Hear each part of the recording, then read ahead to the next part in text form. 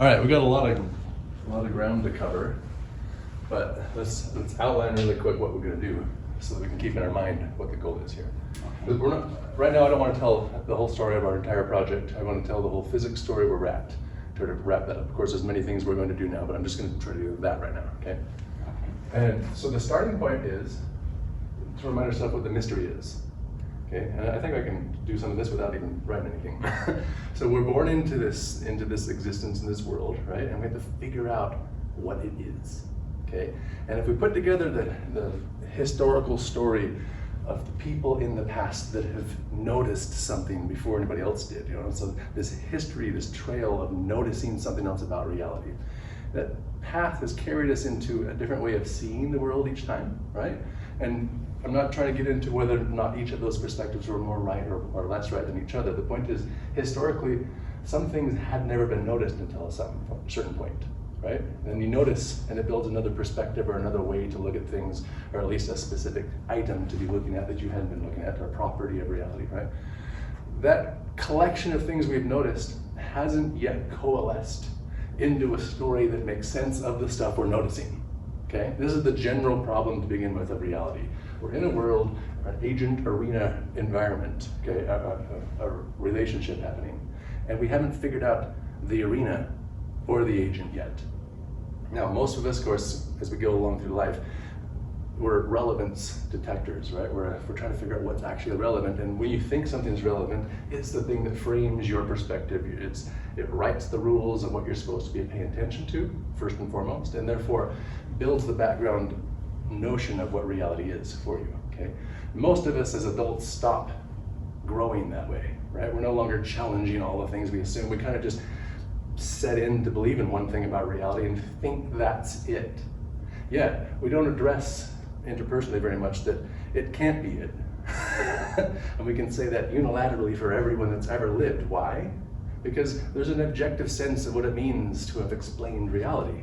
There's not a foo-foo random thing to it, right?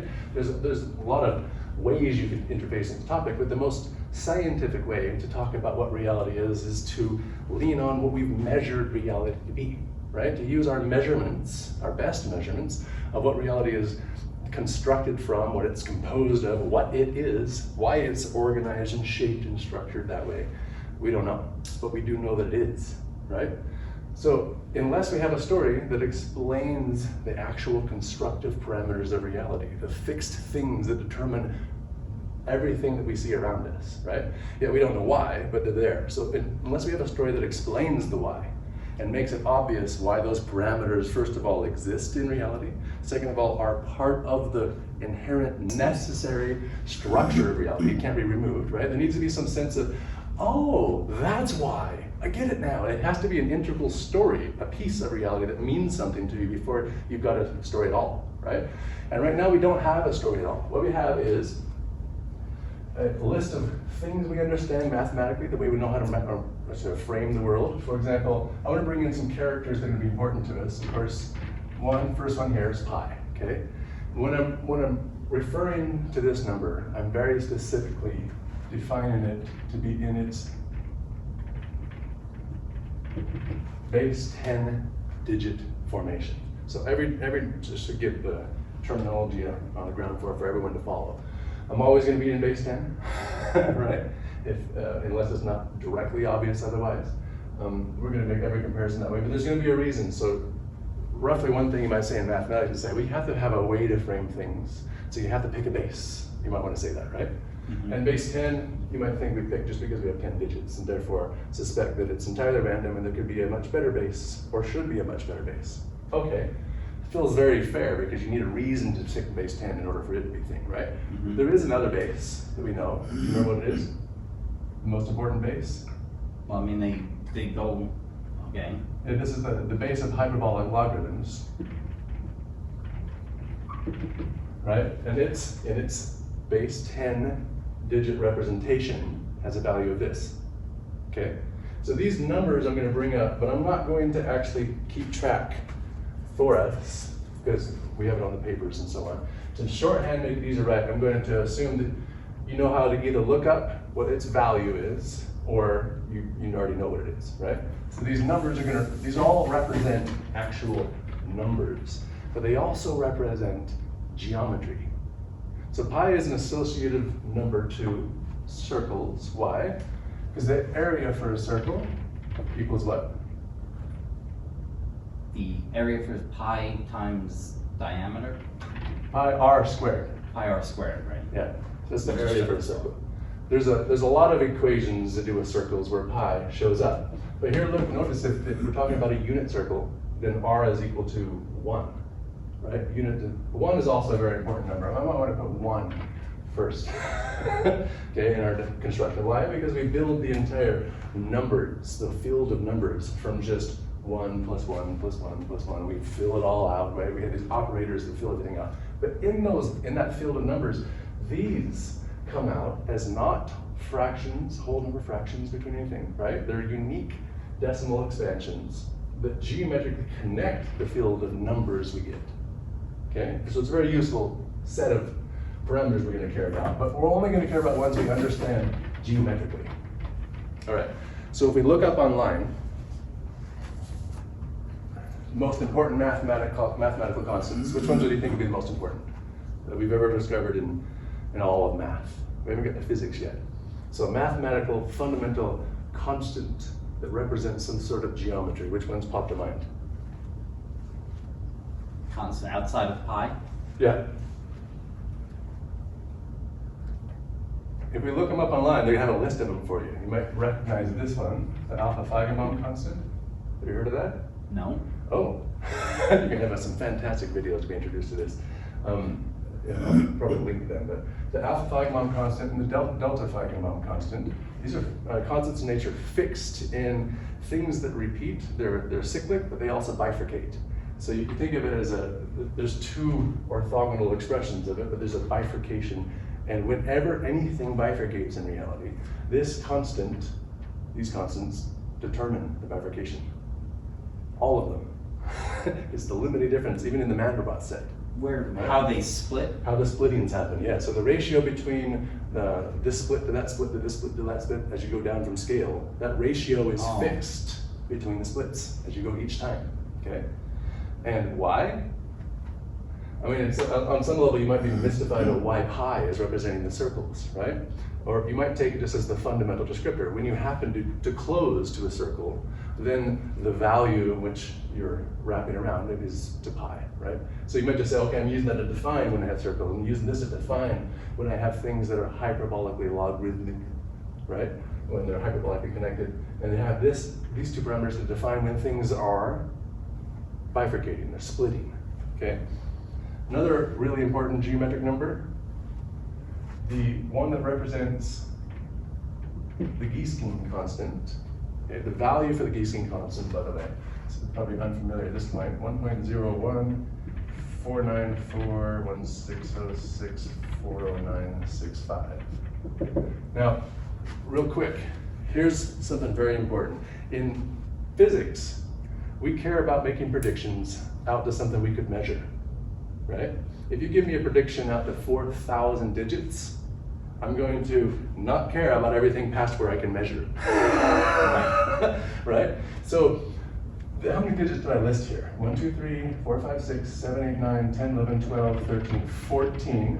I listed 15, just so you can make comparisons for our math and everything, but I literally functionally mean we're going to make a description of how things fit together that's accurate out to 14 significant digits to have a perfect picture. That would be our ultimate goal, to have it all that accurate. Why do we not care about more accurate than that? Because if you look at the list of all the parameters of constants in nature, of the things we've measured even using CERN, the constructive parameters we need to explain, at best, reach all the way up to almost 14, but the limit would be 14. And we have an explanation for why the limit is 14 in our model, okay? Well, we'll never ever measure any of those constants better accuracy than 14 significant digits.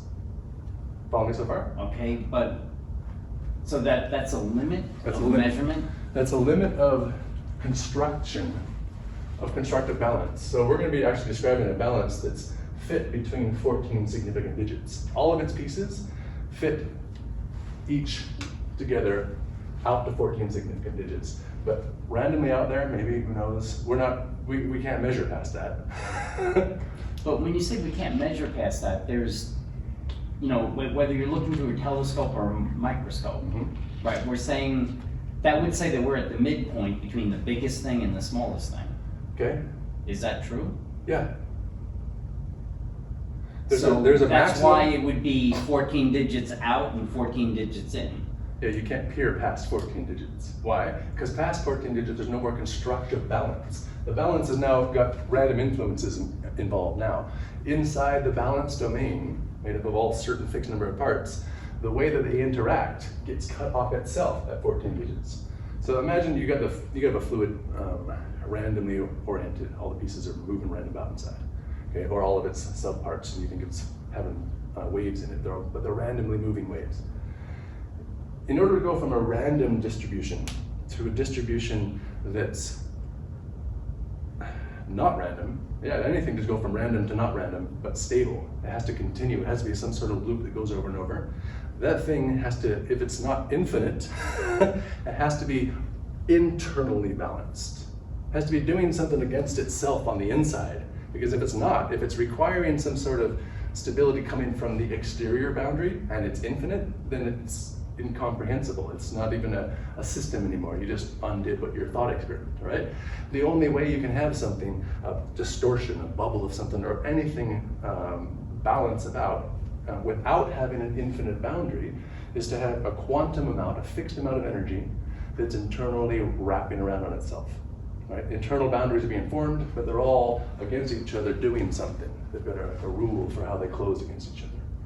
So boundaries are internal. So a few things here.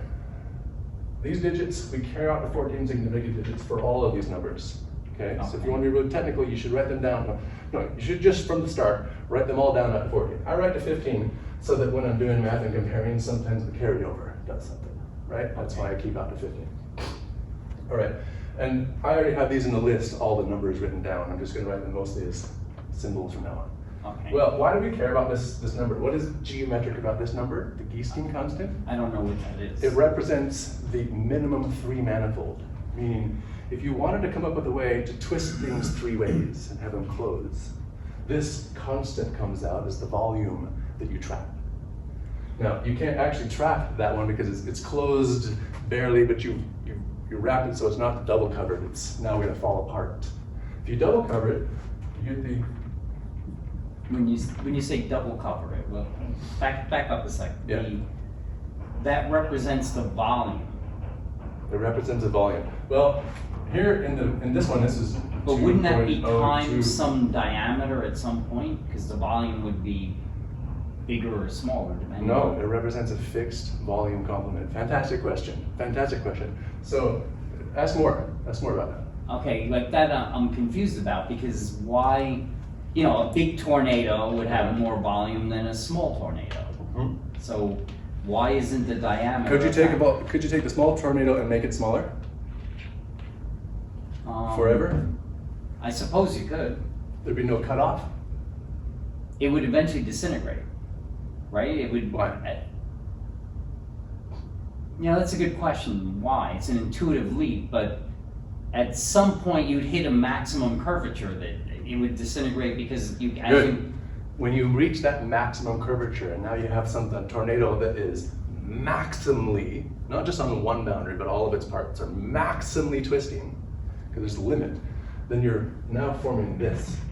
In order to form this volume complement, to wrap around and trap a certain volume amount, it's a double cover of the minimum 3 manifold, which means you took the minimal construction that could wrap on itself, and you made it self-close. So it's double wrapped, so its own boundary ends up being the barrier. That makes sense? If it's back folded against itself, then when this guy's doing that, making this line, there's another thing on the other side that's experiencing it. I see what you're saying. It's making its own boundary, because as it gets smaller, it's basically in contact with itself. Yes, yes. The limit becomes when you're in contact with yourself completely, no gaps left, right? There's no place all of to your go parts, all your parts are doing something, but they're all being pushed against something else. So nobody's free in any way at all. That's now the minimum. That is the minimum, right? Okay, and this is geometrically known among geometers, right? This is new to me too. So this represents the minimum three-manifold. This times by 2, literally, is the volume of the hyperbolic figure 8 knot. Okay, so known number, but notice it's a volume complement with a fixed value, okay? And it's not in comparison to something. Like, wait, what? Yeah, that's where I'm still having trouble, because what we're saying that this is It's the like there's a smallest of universal scale all of a sudden, because if this is the minimal complement, compared to what? Compared to 1. Oh. So the volume would really be 1. Couldn't you say that? The volume is 1. The projection is 1. So what we're talking about is, we're skipping lots of conversations for people who are trying to follow a course here, but we're jumping ahead and imagining that we have a system that's balanced, and because it's balanced, it's made of more than one kind of action, right? But those actions come together to, at some point, project a stable center. There's going to be some point where you would look at it and say, that's the middle. That's where, the one place where I could be balanced, where everything on one side of me or one scale of me is the same as everything on the other scale of me, right? Okay, it's like the equivalent of the center of gravity. Yes, like a mathematical center of gravity. And without knowing where to visualize that point, first you know that if you do have a balanced system, there has to be a scale of balance in it, right? If it's breaking down and being composed of many different scaled actions, more than one scaled action, then the composite of those actions have to have a central projection somewhere. Otherwise, you wouldn't have what we assumed from the get-go, a balanced system. Okay, so every balanced system has a balanced scale in it. And that balanced scale is what we're going to call 1. Why? Because it's the projective system. It's the thing that's being projected, and all the other parts of it are what we now care about. So the fact that something exists to begin with is the same kind of starting position as assume you had an infinite void of randomness, but then somehow you got a collection of non-random motion, and you minimized how much motion it took to close on itself. So you got the minimum volume complements trapped, the minimum geometric distortion required in order to be something that had no gaps and that was perfectly self-closed. Okay? Once we have that construction, we can call it this, the whole thing. But then we'd say, hey, but the thing is persisting. It has persistent, constant physical attributes in it, maintaining it, responsible for it, right? Great. So then you're like, okay, well, let's just characterize then. We have the system that's projected. We're going to call it the 1. That's referring to the balance scale of the system and the presence of it to begin with. But this 1 decomposes. This system is projected. It's a projectively balanced system, right? Meaning you can think of fluid action, but there's a motion involved in the projection, okay? And that means internally, if you start from the projective point of view, think I'm at the 1, and looking down, how does this system or reality decompose as you go internally? There's a balance in the system itself. The whole thing's being arranged. So now we need to characterize how. We need to know specifically and explicitly how things decompose as you go inward from the 1 of the balanced system. So we're just trying to characterize the balance of the system, right? Can we say any closed system always has a midpoint somewhere? It always has a midpoint, yes. Yeah, certainly. Has a center and midpoint, balance point. There's going to be slightly different aspects to each of those, right? Yes. But there's always a middle. There has to. Yeah, if it's closed, there's a middle. There's a center of gravity, there's a center of action, All right, what other geometric constants do we really, really care about? I mean this, don't try to necessarily reach for what things could I throw in that would be possible. I mean, before you even put the physics hat on and care about describing the constructive world we actually see, right? And the parameters we need to make sense of. What are the parameters that we have made sense of in math, right? Like pi. Whenever we see it, we know we're talking about a very specific thing. We know what we're referencing and so on. What other central ones are there? Well, we have since we're going to care about logarithmic stuff, we get the non-trivial 0 of the logarithmic integral. So this is equal to, if I take the logarithmic integral of that variable set it equal to 0, there's, well, I should say this, x. There's two solutions. And we get to something like that, okay? There's a 0, 0 here, and there's a 0 not at 0. So the non-trivial 0 of the logarithmic integral, which means when you're using things that are logarithmically defined or under logarithmic connection, then there's going to be two zeros of that connection. The one you call the center of the system, 0, 0, and some other one that acts like a 0. What does it mean to act like a 0? I'm not sure. It's like a dead point. You're a vertice that everything has to go around. Okay? You're a point of resistance. You're how the system divides. So if the system is dividing up 5 ways, there'll be 5 zeros. You're like the eye of the heart. But if the system is you can have a circle, a single circle, and it has a center, right? Okay. But if you have a system that's made of many kinds of rotations, it's not just a simple circle. There are going to be, for each kind of rotation, a kind of 0 in play. Right. Okay. To twisting, spinning, each one has exactly, 0. Exactly. Right. Okay. So the complexity of how many we're putting together tells you how many you need to care about. But here, we just care numerically and mathematically that we're going to have a logarithmic construction. Turns out to be dilogarithmic, okay? But then the logarithmic zeros, the zeros of the logarithmic integral, are going to be important in that construction, okay? So this number becomes important to us. Also, there's one called the Euler-Machiaroni constant, extremely famous and mysterious number. Hang on a second, back up just a little bit to the one before. Yeah. So what we're saying, that represents, depending on how many forms of motion there are, one or many zeros, Okay. right? Okay. That represents the collection of all the zeros that you have.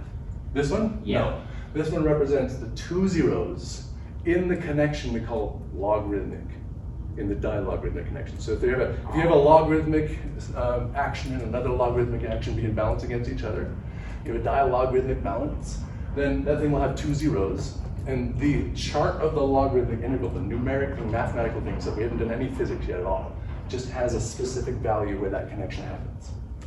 Okay. Anything else? We're going to do a lot of all these in detail with the think tank, because we're going to show videos that are like a half an hour long with fantastic introductions to each of these constants, right? For you to get a good feel for where mathematicians are at now with it. So far, they've connected these constants and defined them through these connections to primes, and there's really interesting constructive things in reality, but it's not fully understood why. For example, the Euler-Machiaroni constant, this is the limiting difference between the harmonic series and the natural logarithm. So the harmonic series, mathematically, is a very famous series. 1 over 1 plus 1 over 2 plus 1 over 3. Kind of like a guitar string, halfway, halfway, halfway? No, this one's, well, there are a series that can do half, half, half. Yeah, this one's the simplest series of all. It's the inversion of just the whole natural numbers. Okay. Right? We call it the harmonic series, but the difference between the harmonic series and the you're right, because logarithmic on the integral. guitar string, you actually have harmonics at the 4th, the 5th, Yep, that exactly, actually exist. exactly right. like that. Okay. Good. So and that's why we call it this, right? So we notice the connection right away, and there's some fundamental structure written into this series. It's an interesting structure, right? It's like you're looking for the structure in the series 1, 2, 3, 4, 5, 6, 7, all the way to infinity, right? That's one way to examine the structure of the number, but it just turns out there's another way to examine the structure of the numbers that's fascinating. In fact, let me skip a little bit. Because we're adding them together here, which... Yeah, because it's a sequence, and so there's a bunch of relationships and a series of how the relationships change, and all the things can code it, in fact, lead to some very, very interesting things. For example, prime numbers are confusing in the sense that we don't have a way to descriptively predict the next one, right? We have a brute force method to actually find out if it is, but it takes a lot of work. And it's not easy to just determine the next one from an equation or an algorithm. That's what we really want, right? So prime numbers are still inherently mysterious in a sense, but because there's no simple way. Because we don't understand them yet, yeah. Right. Well, look at this. If we take the product, so this symbol means we're just going to multiply a bunch of things, okay? Now we care about what's the structure of the things we're multiplying. So in there, I'm going to have a variable that goes from k equals 1. So my variable is k. It's going to go from 1 to infinity. And now I'm going to take a prime the first prime, the second prime, the third prime, the fourth prime, all the way up, okay, so prime sub k means that. So the first prime squared plus 1 divided by prime squared minus 1. Let's pause for a second to see, what are we saying here? What are we saying? We're taking just prime 1 squared plus 1 divided by prime 1 squared minus 1. That's our first entry. And then we're going to enter that. And then we're going to multiply that by prime 2 squared plus 1 over prime 2 squared minus 1. And then keep adding the sequence of multiply it. Okay. The point is here, there's an answer that we know. 5 over 2. What? That like breaks math, right? No. This is like the equivalence of the fine structure constant discovery or something like that in physics, okay? This is a connection, it's been proven, shown, but this is something you can step back and say, wait. There's a multiplicative relationship connecting all of the primes at once, right? It's just a plus 1 minus 1 difference happening, involving squares of plus 1 minus 1. But somehow related to the number 5 over 2. Why would we care about 5, by the way? Why would 5? I don't know. Why did 5 appear? Yeah, there's a big question. So at minimum, we can keep track and say, all right, there's a powerful hint about a topic we haven't fully explained yet about the primes, right? Constructive arrangement in the primes, a product of this constructive arrangement gives us exactly 5 over 2. It's not, by the way, it's not to 14 significant digits. This is to all, right? Of course, let's not put down out to 14 significant digits. If we were to measure, if I were to draw a circle, or have a computer draw a nice perfect circle, right? And then give you a piece of string, and you were to put the string around the circle, measure its circumference, and then measure its diameter. Yeah. Let's say you even had the center given, so you can get real good diameter measure, real good circumference measure. But real good means what? What are you going to end up listing? You're going to give me some number for this. Out to how many significant digits? Yeah, as high as like 3, maybe? Yeah. 4 if you're lying to yourself? I don't know, with my eyes at least. Right? But then divided by another number, you're not going to get 3.14159. You will never get 3.14159 from your physical measurement. That's incredible precision from a measurement, right? To get that ratio. Okay, so to get up to 14 significant digits, you would need CERN. Okay, so it's incredibly impressive. You should keep track in mind. We're not saying, it's not that big of a deal if you have to get out to 14. No one's ever done out to 14. So it's the biggest deal we've ever got. But it's also, from a mathematician's point of view, you're looking for a pattern that closes out to there. You're not looking for a pattern that you have to close forever, right? There's a beautiful closure in the solution. So meaning, this is a solution that will end. And when you're done, everything will be, yes, that's closed, it works. All right, so we have one hint here. Let's get another hint. We have 3 hints about the primes that are really, really worth geeking out over. If I take the limit as my variable goes to infinity of 1 over the log, this is the natural log, okay? I always mean natural log. I'm gonna do that. Now of the product of k equals 1 up to n of, and this is for any Pn.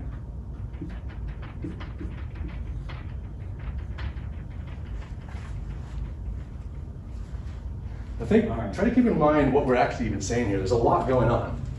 First of all, it's a limit. So it's not that this is equal to it the whole way. It's that this approaches it closer and closer and closer. And that, remember, it has all of the primes in this It actually never construction. gets there, right? Actually, well, okay, but we only care out 14 significant digits, so Okay. that's. So it does, all right. Yeah. But yeah, you're right. I mean, the limit gets closer and closer and closer as you go to infinity. It approaches it. But here, this number shows up again. The Euler-Machiaroni constant. And it's center stage, e to the Euler-Machiaroni constant. What is that guy? Remember, he's the limited difference between the harmonic series and the natural logarithm. There's a logarithmic connection in the prime numbers. Why? There's a 5 somehow being divided in half, connecting all of the prime numbers. 5 E and Euler Machiaroni constant, why would they have anything to do with prime numbers? And remember, prime numbers are whole. Right? They're very important whole numbers. And here we're getting a very non-whole number, a very non-whole number. It is a bit mysterious. Yeah, it should be. That's what I want for right now. One more, just to see the inversion here. And if I do the opposite, so if I go limit as this time n goes to infinity of not the inverse log, but just the log. So I invert this part. Okay. And now of the product k equals 1 to n of the primes plus 1. Plus 1. The Okay. only difference there. Any guess? Any guess?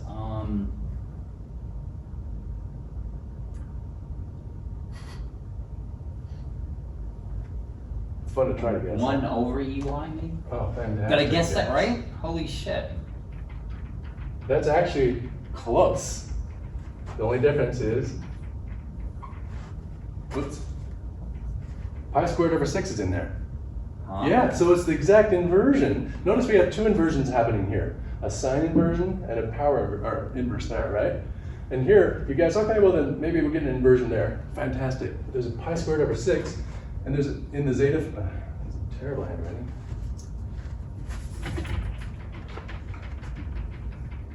In the zeta function, if we take zeta of 2, pi squared over 6.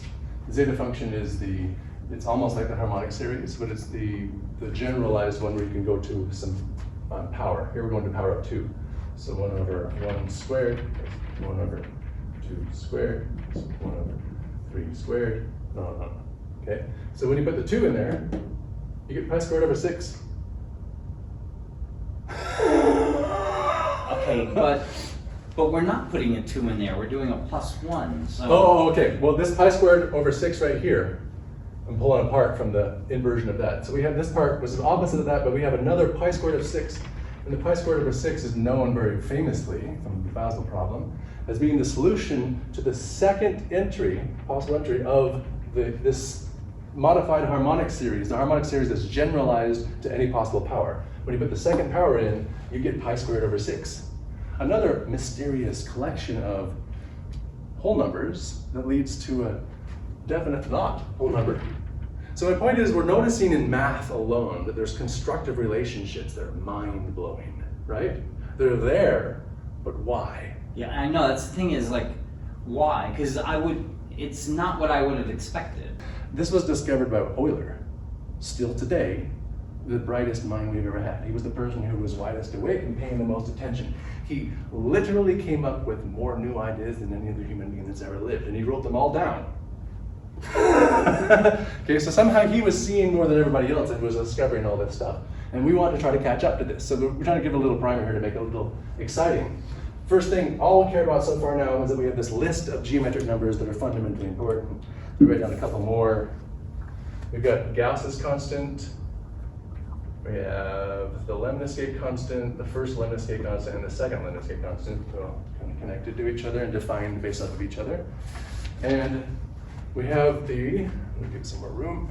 There's also one thing that would really be helpful is some homework assignments to fully understand each of these constants. Yes, of course, we're going to do that one by one. First, I'm going to give you an introductory video. I'm going to be setting that up while in the first couple of months to introduce a whole lecture on introducing each of these constants and why they're interesting. Not even with responsibility to necessarily know how you're going to connect them afterwards, just to know that they're fundamental descriptors of a geometric thing and what thing they're describing. That's what you need to know.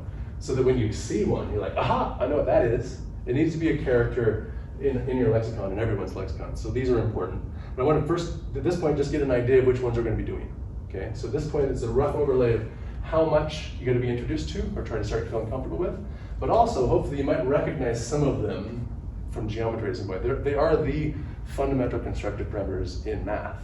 We're not cherry picking. If you just go look up the best ones, we're listing them now. First of all, here's another one. We didn't care about that one, right? So that one's the square root. You can never forget I, because it makes no sense. It does make sense. I mean, if you try to imagine it, like No, it that, makes sense to me. It will to you too. I would love for it to It make will. sense to Good. me, because it's never made any sense. There's another one we really care about here. I to the I to the I to the I to the I to the I to the I. So that's part of our construction, so it's going to make sense. There's also the Dotty number. Have you ever heard of the Dotty number? No.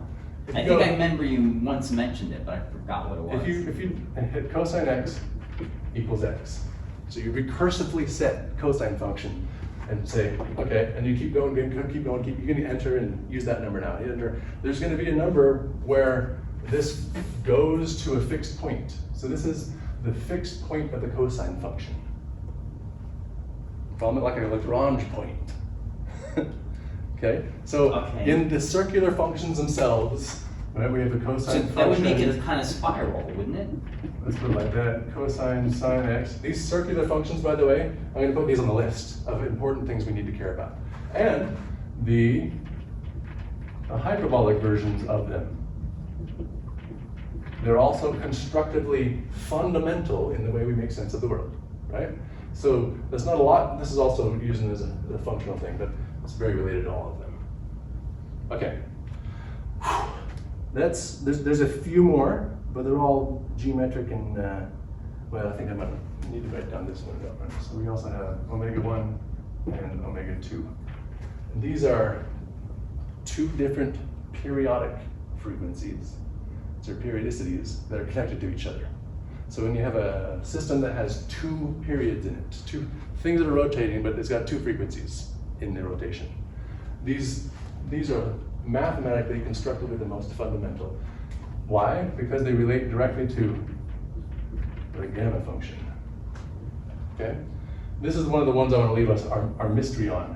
The gamma function, and it's related, by the way, to the zeta function. I should actually relate. I'm going to put z in here. Or I'm going to make it a two variable thing, okay? I could put z for x plus I, y, but first I'm going to make it clear. I just mean two variables, and they're constructively connected so that one of them is real and the other one is imaginary. That's what we mean. But wait, what's the difference between the top and the bottom one? This one's the gamma function, this one's the zeta function. Okay. So this symbol is the gamma symbol, and this is the zeta symbol, okay? But we're going to use them as functions, as symbols of functions from here on out, because the gamma function, I won't ever write down this number unless I mean the gamma function, okay? Same with this one, it's the zeta function. By function, we mean it's literal, you can prescriptively write it out, piece by piece by piece by piece, and figure all of that, right? It's got an algorithm. Yeah. Okay, so That would be exciting. we have this mystery, right? We have the primes as a mystery, but we have this numeric field of numbers. Let's call it that. We have a field of numbers, and in the field of numbers that stretch out to infinity because we keep adding one, and we have the rules of multiplication and division and power association, inversion. Oh, that's a good thing to point out. The rules for mathematics. What do we have to care about? What does math give us? It gives us a field where certain operations are allowed, but also required, right? It's a field where there's certain rules and operations in. We're talking about like addition, subtraction, multiplication. Good. So we have addition and subtraction, and those are representing what? In the field of numbers, what do they do for us? They increase. They're reflective operators. You can do one and do the other and get back to where you started. So they undo each other. So the two actions that are opposite, it's very important that they are opposite of each other.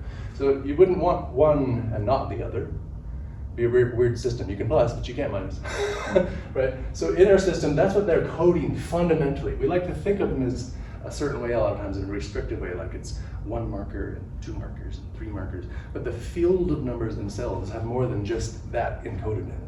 Right? They have the whole symmetry operations of all kinds. This is one symmetry operation. What's the next one? Division and multiplication. Yep.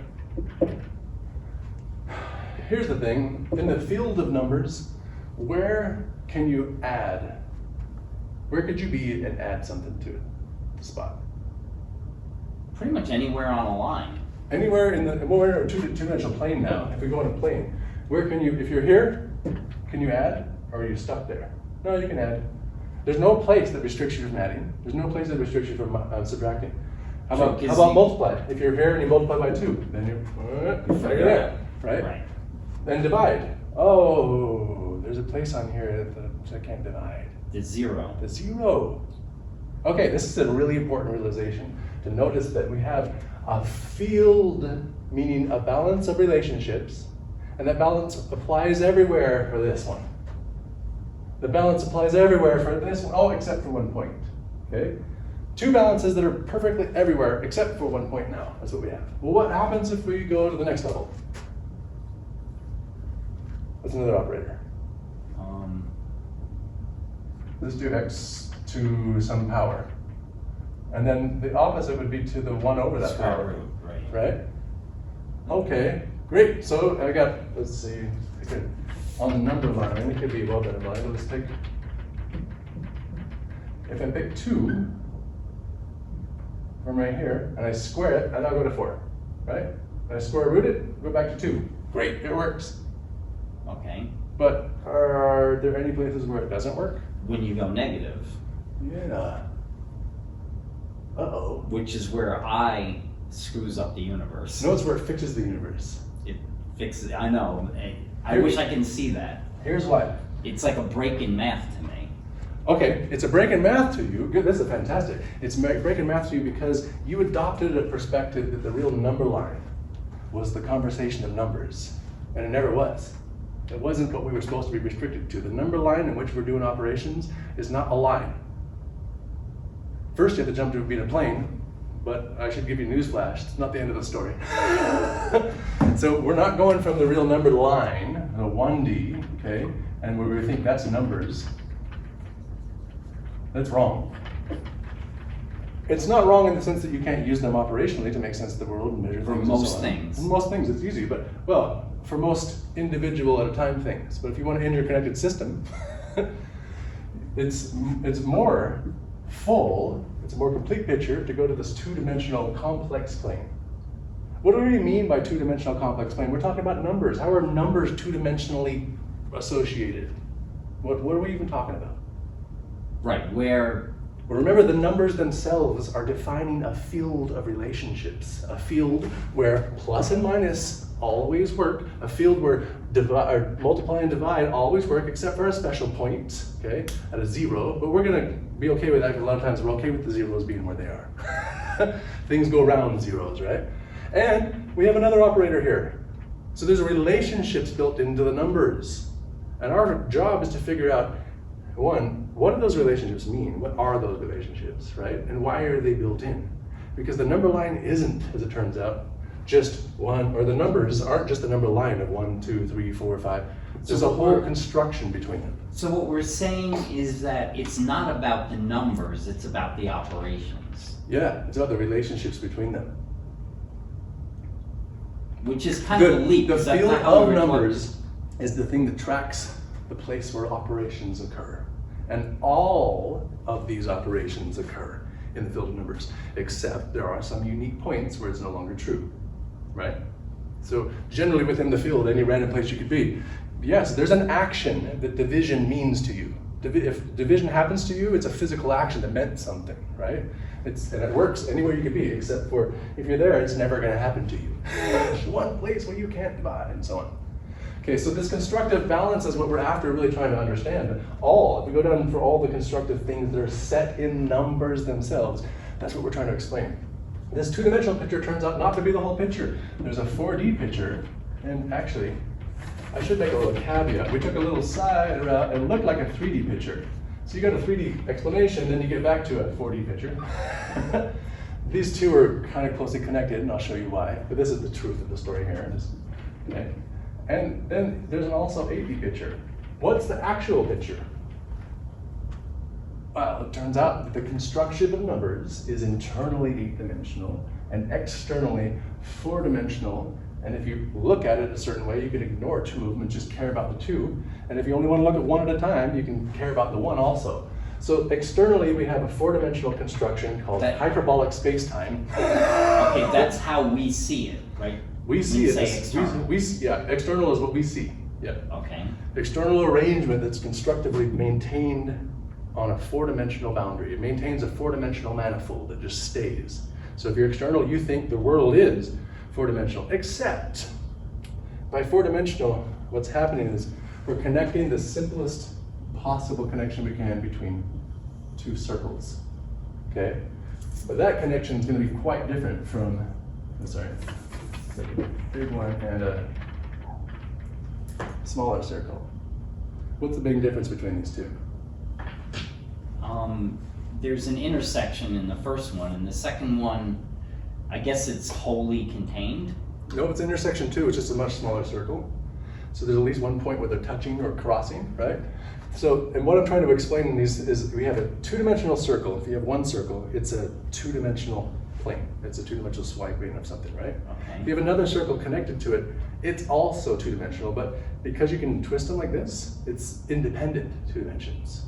Now they're bound, but they can sweep out their own unique spaces. So they're independent. So these that way. are these rings that are joined? They're rings. Oh, Yeah. okay, so it's not on this necessarily in the same plane. Yeah, the rings that are joined, so they can sweep out in the plane. Okay, Yeah. so they're in different planes. So this right here sweeps out a four-dimensional manifold, a four-dimensional shape, because it's composed of two-dimensional shape and a two-dimensional shape that are interlinked, but can freely sweep out all the other directions. Okay, but wait, when I think of two planes intersecting, Mhm. if they're independent planes, I think of three dimensions, right? These aren't planes; these are two circles. But the circles define a plane, Mhm. right? The circles define a connection. But they exist. We're not in a trying to plane. build. We're not trying to build a plane. No, they don't. Imagine that you have a fluid, and a fluid is supporting these two circles of different size, but they have to be connected in some way. They can also be. They don't have to be touching. They just have to be connected because they're intersecting still that way, right? Even if they're not touching. So it has to be simple connection, the simplest possible. You allow all possible ways to connect simply. But if they're roughly the same size, then what you'll get is a sweeping out of four-dimensional space. Okay, because they could be moving and wobbling at the same time. Exactly, exactly. So that's why they don't if they're- define a plane. But here's another thing let me throw in. Require that they are chirally connected. What do I mean? Well, as this circle is moving, it's got a sheet it's building. Think of the whole path it moved as building a plane that way. Not a round plane, but it's making a path, okay? That manifold, that shape, as the whole thing gets traced out, it'll be self-intersect and so on from the other one, right? That manifold will have four easily identifiable characteristics in it. If you're outside here and you're watching that stuff happen, then you would say, hey, there's a two-dimensional plane I care about here, and there's a two-dimensional plane I care about there, and I can see how the intersections, I can label all four of them quite easily. If one of them is much smaller than the other, and they're still required to be chirally connected, which means as they sweep about, that path has to eventually sweep and close onto this path, okay? Then because this one's much smaller and because they're chirally connected, if this one's twisting, then that one has to eventually be getting the twist, right?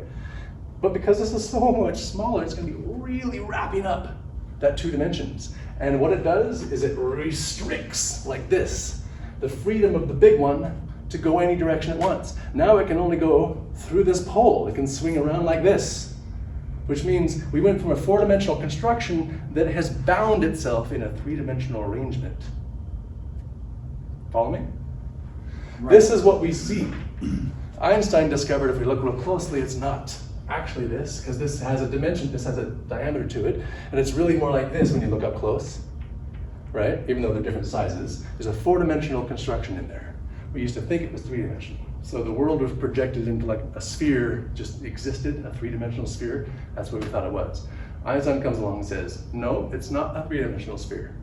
There's a fourth dimension, time, that's constructively part of the balance of reality, that's constructively defining how reality exists and persists. And he showed us this. This is the construction of hyperbolic geometry. Something to really absorb. This is what general relativity says that the balance of reality is restricted by. So the world of space-time, the dimensions, the x, y, z, and t, have this structure built into them.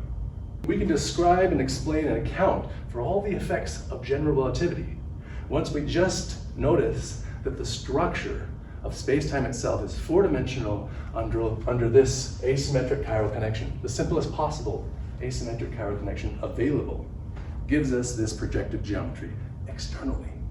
Where does it come from? It comes from the internal balance. The internal and the external always have to counter each other. That's why the internal is 8-dimensional, and the external expressions are you decompose it. It's externally decomposing, internally always maintaining. Right?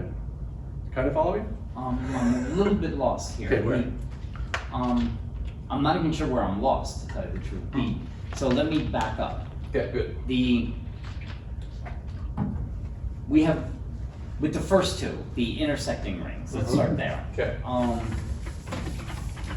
They're not defining a plane because they could be wobbling and spinning. So we have two rings. So it's not 3 dimensions, it becomes 4 because each of them are 2 independent dimensions and it's additive, right? So we added one to the other. Good. Let's go to the other ring. The first ring is defining 2 dimensions. The second ring, in theory, should be 2-dimensional as well. It is. It is, but now it becomes a boundary for the first ring. It restricts the possible motion of the first ring. Yeah. Because it's spinning so fast, it's taking all of that freedom in that it's restricting you to that plane. Its plane, right? So this other the big one here now, can only swing around like that, carving out a big volume. It looks 3-dimensional everywhere outside of, in the exterior range, it just looks like 3 dimensions, but it's technically 4, because you have to look closer because one of them is small. Okay, that's why when we look at it from the outside, it looks 3-dimensional. Yeah, yeah. Internally, okay, I can see why it's 4-dimensional. The fact that it's bounded is kind of irrelevant. Like it's, on the inside, it's still 4. Yeah. It's just that we see it as bounded. Good, yes, it's technically always 4. This construction is 4, and I can make it a little bigger to see.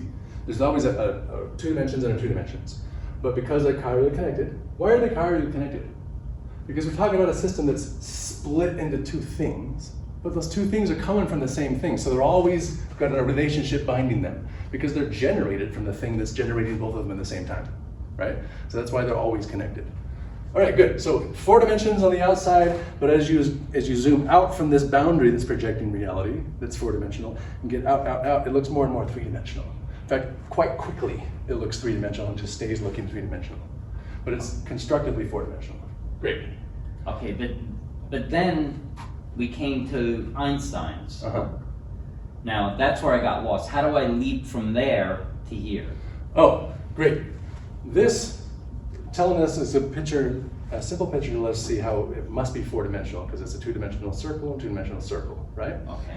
Well, he showed us how the 2-dimensional circle and the 2-dimensional circle actually connect. What is their fixed connection? Well, their fixed connection is not this one. It's not that one, because they're very different. It's asymmetric in their scalings. One's much bigger than the other in size. And they're chirally connected by definition, because it's a projective system. So, since he discovered it was this one, he basically discovered, hey guys, the world is not 3-dimensional like you think. It's 4-dimensional. It was a mind-blowing discovery, right? That times an actual physical dimension of the construction of reality. It's not just this imaginary thing you keep track of things with. It's constructively part of existence. It's kind of a mind-blowing insight. Okay, but then how did he leap from That this? 4, because we have 4, Because what I would right perceive here, as spatial I'm dimensions. allowing, well, okay, if I want to show what's the actual construction of this, it's going to be, See, I would call that 4 spatial dimensions, not 3 spatial dimensions in time. yes, you're right. You're absolutely right. Absolutely right. It's fair to call all of them charge dimensions if you want, but keep them all in one. If you like thinking of spatial, then from now on, the time action is just another kind of spatial action. There's no, the fundamental difference between them, and the reason we want to call them 5 different things instead of one thing, is that each of them have a different scale and a different action, just in 2 ways different from each other every time. But they all do an action and a scale, right? So in that sense, you can think of them all as things with actions and scales to them, just rotations and radii. And spatially is a very easy way to do that. Oh, no one's gonna come to the rooms.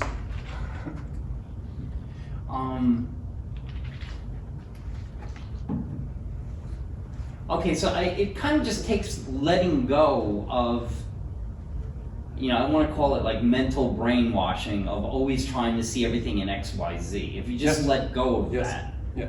So we're trying to get underneath that.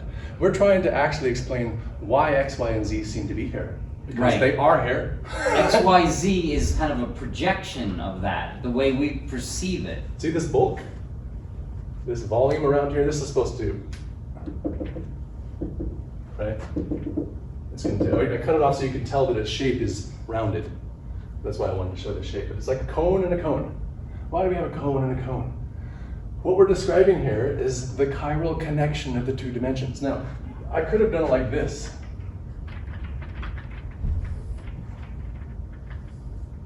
Right? That's the same picture. Because the size this way compared to the size this way, I put them at 45 degrees so it's maximally easy to see, but it's an asymmetric system, so it's not 45. But it could be anything. It could be anything at this point, but it's just one axis versus another axis, but the axes are connected under this rotation. This is literally a fixed rotation balance of the projective existence of reality. Externally, it always has to be this. And the question is, why? So Einstein found that that's what it is. He found that once you assume it is that way, you can derive all these rules that give us these answers and mysteries we didn't have before. So it's a very secure claim, but it's still kind of this mysterious thing like, wait, well, where am I in this picture? Where's the actual intersection? Where would I see it? Like, how do I visualize reality now? Because we have this vague practice we've been going on, where you start out visualizing reality as maybe a infinite boundary, at least a huge one far away, right? And a cube. And it's vaguely there. It's not even completely defined. Or it's a cube or a sphere. It's either a cube or a sphere boundary. Right. Who knows why? But that's how we see it. Well, we're seeing it as there, but also because of that, and we don't have grasp on what the boundary is for or why it's there or anything, we also don't have no story we can take from the boundary of reality to then explain why this chair is here or why electrons exist or anything. There's literally no way to go from the non-explained boundary to the properties we see. Einstein was showing, hey, there's an internal constructive arrangement, an internal boundary that's projectively maintaining reality. It's not out there at infinity. It's an internal boundary that's saying constructively we're always like this. Now, he didn't say why. He didn't know why, right? But he discovered that, hey, once you just go from thinking the way we're used to thinking about reality in a very vague way that it leaves you nothing to approach. To say, no, let's just look at the numbers and find out what's going on and see that there's a geometric balance in reality.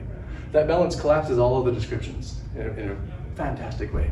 But what does it mean to say that this balance is hyperbolic? I just had an incredible insight. Okay. I've just realized the way I see the world is the projected world, not the way it is. Wait, what's the difference between projected and the way it is? The internal structure is very different than the projection. You've only explored the world intellectually and perceptually of the external domain.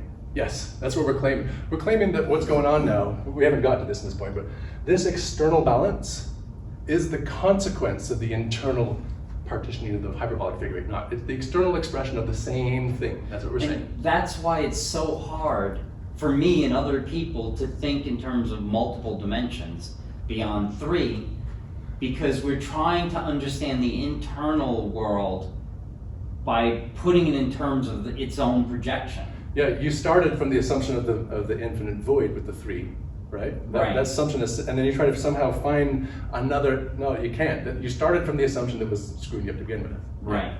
Yeah. So we're saying get rid of the whole three-dimensional void you're imagining. That's wrong. But Einstein told us it was like this. So try to start absorbing that and see what it entails, because the things it entails are fascinating, right? Constructively, even algebraically, it's fascinating. The mysteries of science or of physics all boil down to our current best prescription for what reality is. Okay? And make it very clear, I am not saying anything in that prescription is wrong.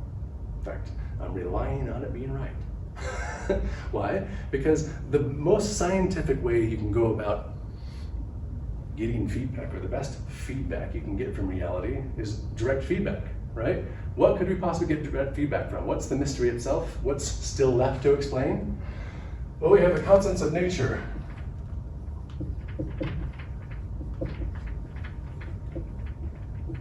And now we need to explore them a bit. So we went over this is just mathematical constructive parameters built into the field of numbers that we really care about, but they're all something we can look up on Wolfram Alpha. You can type in the Dottie number or the Giesking constant, get the values, and then also find out what their functional connections are to all the other ones, and so on. Get the definitions for them, right? Fantastic, but this side of things, we can't do that looking up thing. We have another list now of numbers, like the fine structure constant, or electron charge, or the speed of light, or Planck's constant, or the gravitational constant, or the magnetic constant, electric constant. There's a whole list. And what are all these constants? Why do we have this list? Because this list, which by the way, there's 44 of them, okay? 44 constants in nature. That list defines based off of measurements, so they report, I should say. That list reports the constructive parameters of physical existence to the best of our measurement ability so far. The list defines the most central parameters of existence, the ones that actually constructively give us the forms we see. Electrons, protons, neutrons, the way they build, all the things after that. This list is responsible for how they act, how they interact, how they persist, the fact that they're there to begin with, right? These are all the properties that physical reality presents to us. In all the clever ways we've come up to try to measure, we've got them finally all now. Some of them not to very many significant digits, but some of them do a lot, right? Some of them all the way out to 13. Maybe one of them reaches barely close, almost 14. All right, but there's one question that leaps to my mind, is that you said there's 44. Okay. Well, there must be a reason there's 44 and not 43 or not 47. Why is there 44? Is there a significance in why it's 44? Absolutely. Because, so it turns out, let me do a little fast forward then to try to answer that, and then you can ask questions and bring me back. We'll skip all over. Okay. 44 is important, the whole list of them, the 44 unique expressions of our balanced field, our balanced derangement.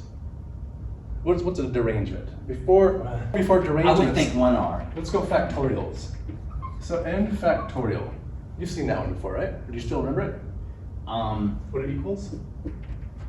It's a number times itself, and Yeah, it's a number times all of its limiting smaller pieces. So if you break it up into all the things it could be, so 5 factorial would be 4 times 3. equals 5 times 4 times 3 times 2 times 1, and you always stop at 1. Why? This is very important. Very important to recognize what's going on. No, because we're factoring. Yeah, you can't stop at 0 because we're talking about something that breaks into pieces. So if you break it down to its smallest piece, that's going to be its 1. And 5 has the smallest piece, it's 1. It turns out any natural number has the smallest piece, that's 1. That's how they were defined. Okay, so we stop at 1 for the factorial, but we're keeping track of all the pieces it breaks up into. So the factorial function tells us something unique that we're not used to keeping track of as humans, that this thing is a composite thing made up of certain kinds of parts and has a smallest piece. So factorials talk about things like that, okay?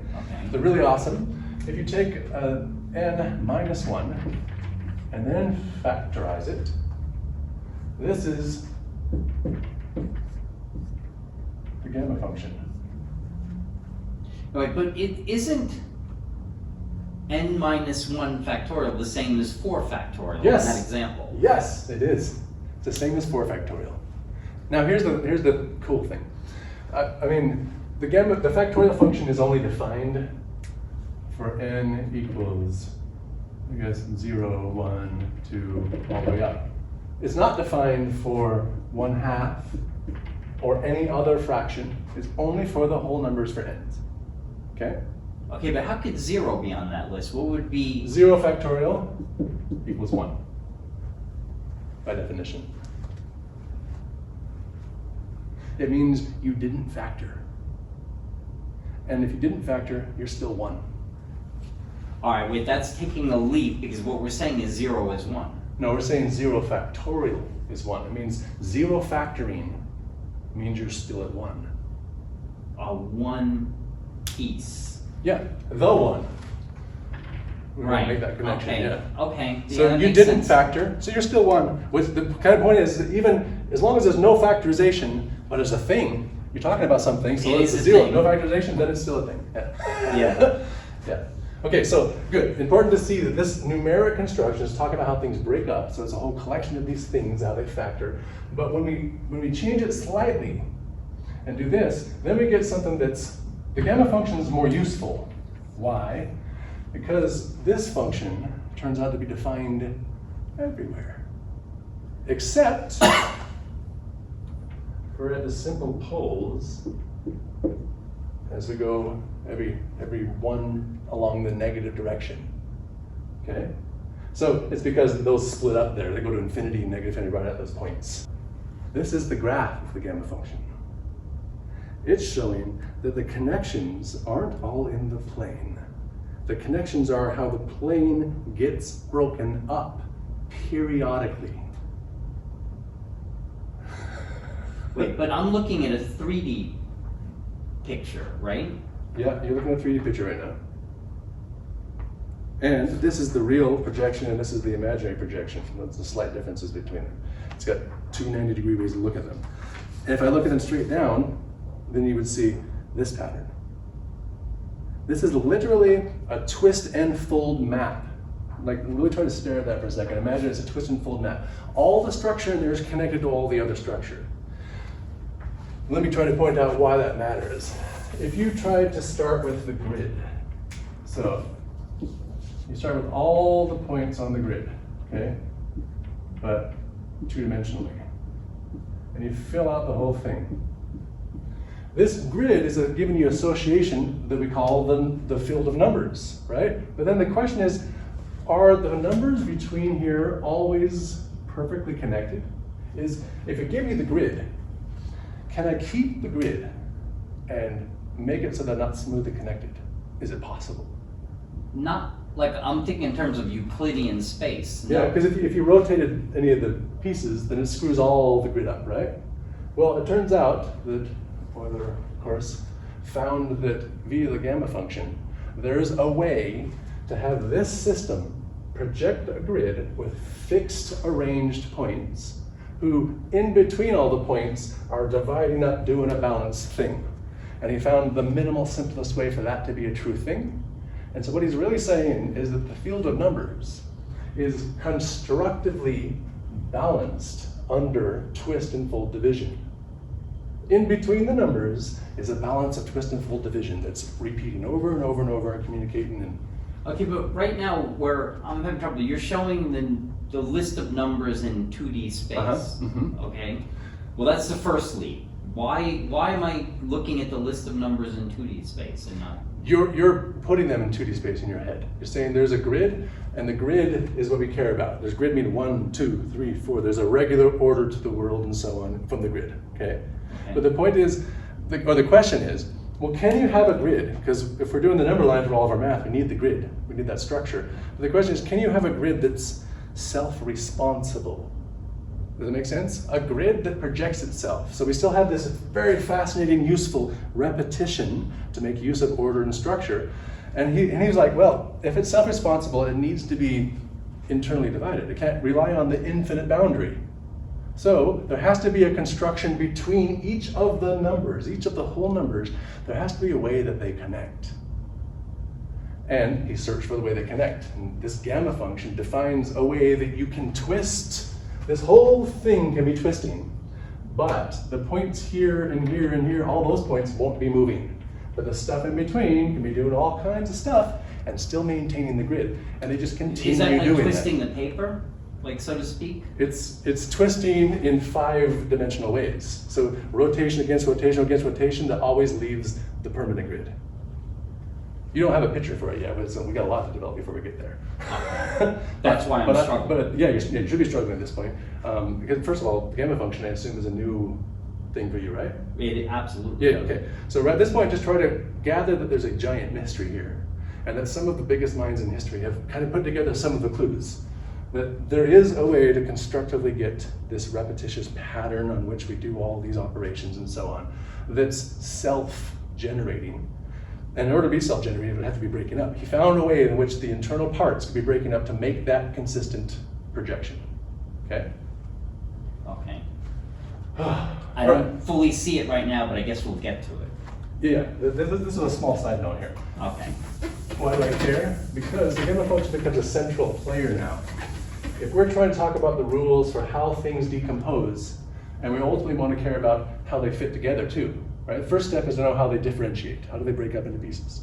The next step is to know how do they integrate those broken up pieces, how do they fit together? Because we're defining our system as one that has no leftover boundaries. So every piece you break up has a boundary that has to close against one of the other boundaries in play, okay? All right. The next step from here is to put the exclamation point on the other side. Why do we use the same symbol? Because I think we want to make sure you remember it's related to the factorials, okay? The derangements, this is derangements and this is factorials, okay? Factorial gives you all the ways it can break up.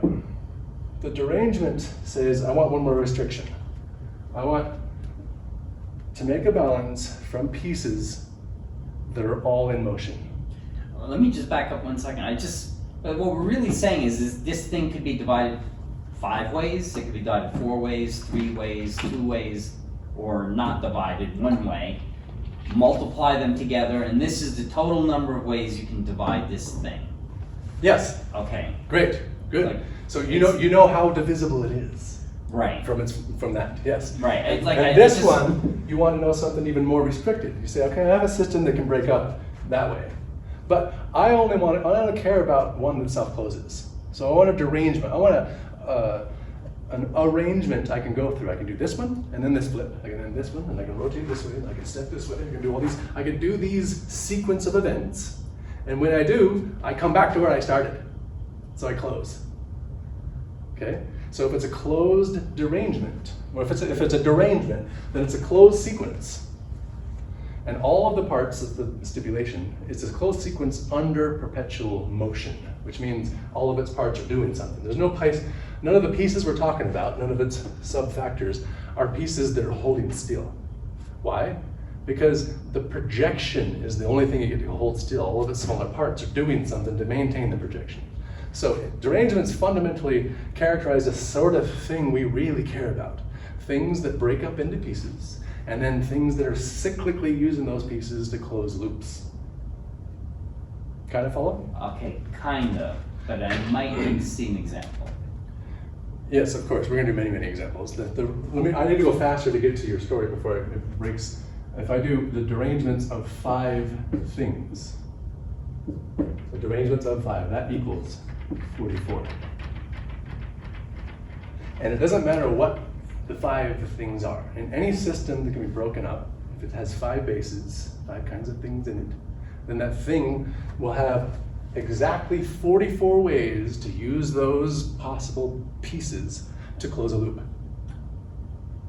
Now when you say closing a loop, are we talking about a geometric shape? Yep. Yeah, you're actually traversing a path that brings you back to where you started, and you keep going, keep going, keep going. Yeah. So I can look at those steps as drawing lines till eventually they close on themselves. Yeah, or rotations. So a collection of rotations is the way I think of it. But sure, you can do step, step, step as lines in your mind to shortcut them. Oh, okay. Okay. And I can see it could apply for rotations too. You Yeah. can rotate it X amount of ways, Yeah. and you end up where you started. Yeah. Okay. Rotate along this one, now rotate along that one, now rotate along this one, you know. But the boundaries, since they're all in place, if you get on to one to the next, then you have to eventually come back to where you started. Yeah, that's our requirement. So this is this requirement, the derangements themselves require that that's the action. You have a balanced collection of actions, none of them are 0, and that's it. Oh, so it is 44 because if the universe is 5-dimensional, it Got would it. be 44. I was waiting for you to pop it out. Good. It's Okay. 44 specific expressions in nature because it decomposes into 5. Because of this, I already erased it for the primes, because that 5 has something to do with everything fundamentally. What does it have to do? That's now we can finally enter our physics story, right? The 5 is important because it's representing the 5 elementary ways that you can minimally decompose a balance. That one doesn't, you can't do it with less than 5. You can't do it with 4. It's impossible. Okay? You need 5. So we have a universe now, a geometric sense of universe. We're going to get to build in terms of decompositions and re-putting together of those decompositions. You know what's scary is I'm almost starting to get this. Okay, good. Wow. Good. Yeah, it's fun, right? Yes. Okay, so now let's move on to the 5. This list I didn't put all the way out. Remember, there's 44 of them. I just want to save time, but I have them all, and we have all the digits and how well we know them. Okay, it's going to be kind of important. The step I want to start at before here is notice that all of these things have, well, this one's dimensionless, so it's recognized very formally in physics as being centrally important. First of all, it's constructively important to all of chemistry, okay, because it's directly connected to the charge of the electron. It's directly central to all of mass connections too. So charge and mass are somehow intimately bound with this number, which is dimensionless in the same way pi is. Okay, it's a geometric characterization of something. What is that number again? The fine structure constant. Okay, the fine structure constant. It's known as close to 1 over 137.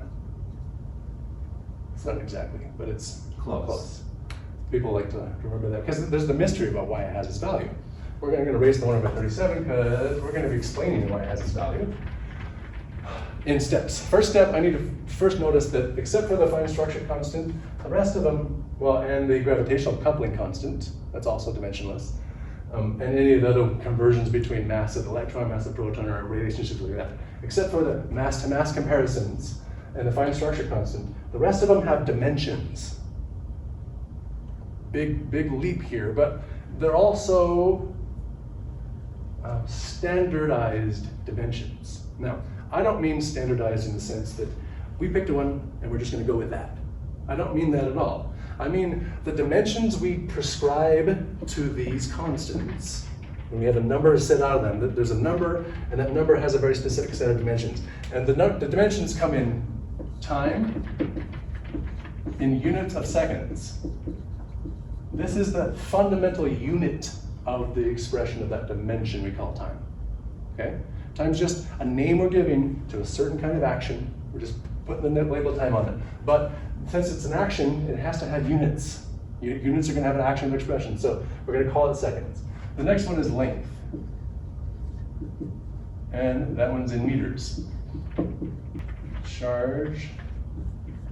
And this is coulombs. All right, so our units of mass are kilograms, and our units of temperature are Kelvin. Here's the big leap. Those 5 dimensions are not randomly selected. They are not randomly selected. I can't say that enough. People think that the speed of light is a random number. No, it's not. The speed of light is a fixed number. Let's go. Speed of light.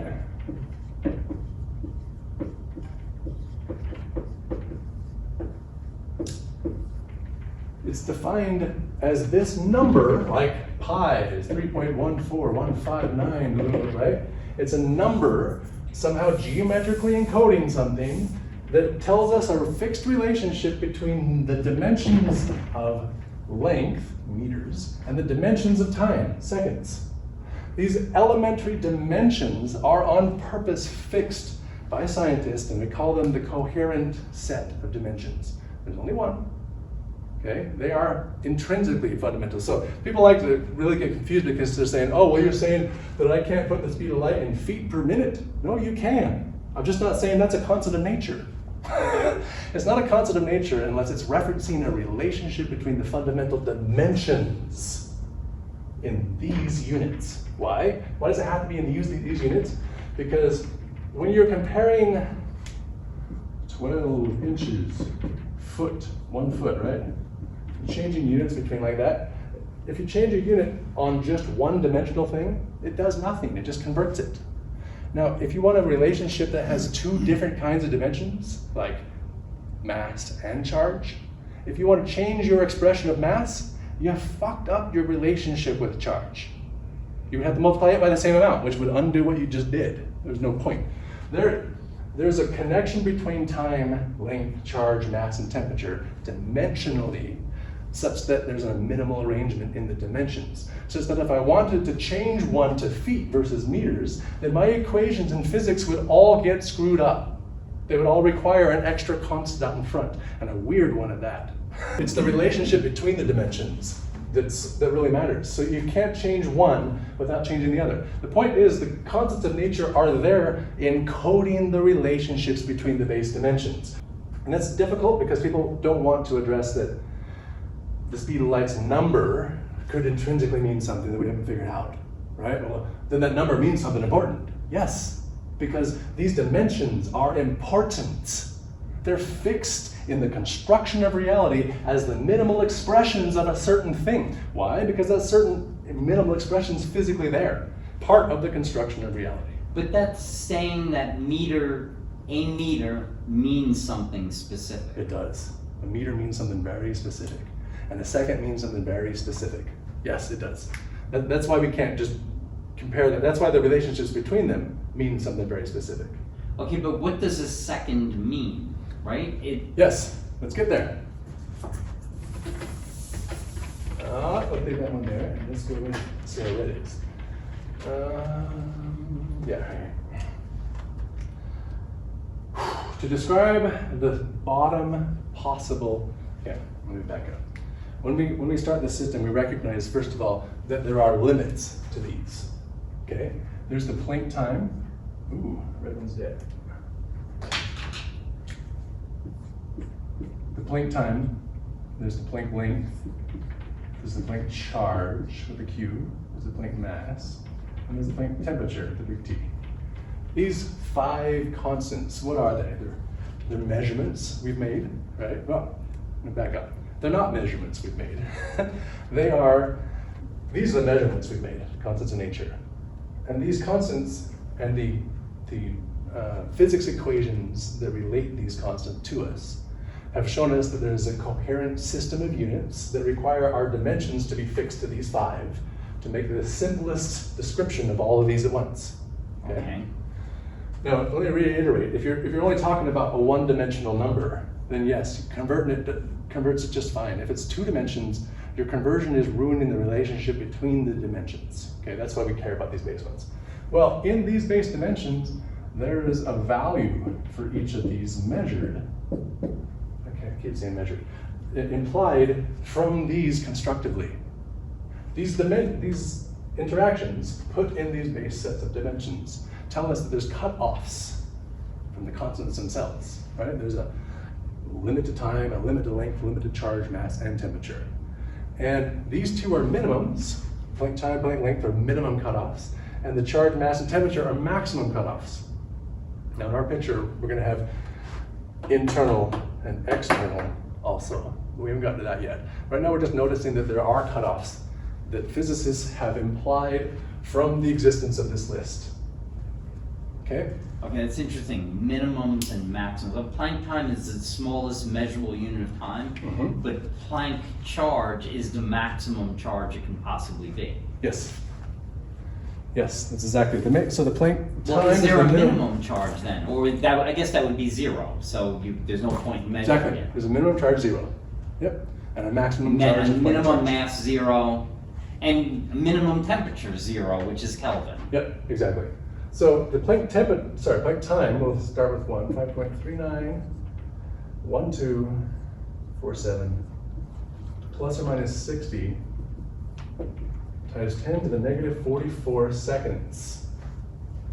Okay? This is what we know, and let's be really clear, the parentheses are error bars, and they apply to the 2 digits preceding. So their error bars are bigger than the measurement here, 47, so it really bleeds over. It could be greater. Yeah. Could be what? What we're saying is it could be, is that a range, 47 up to 60? 47 plus 60 or 47 minus 60? 60. Okay. Really, think 247 minus 60. Okay, yeah. Yeah. Okay, so that's the error range. And why does it have this error range? We've got 1, 2, 3, 4, 5, 6, 7 digits. with an error in the 2. So really 5 we're pretty comfortable with, right? Why wouldn't we know it further? Well, you might not know because you have to go look through all these numbers. I didn't list them all. But a lot of these numbers we know to more than that.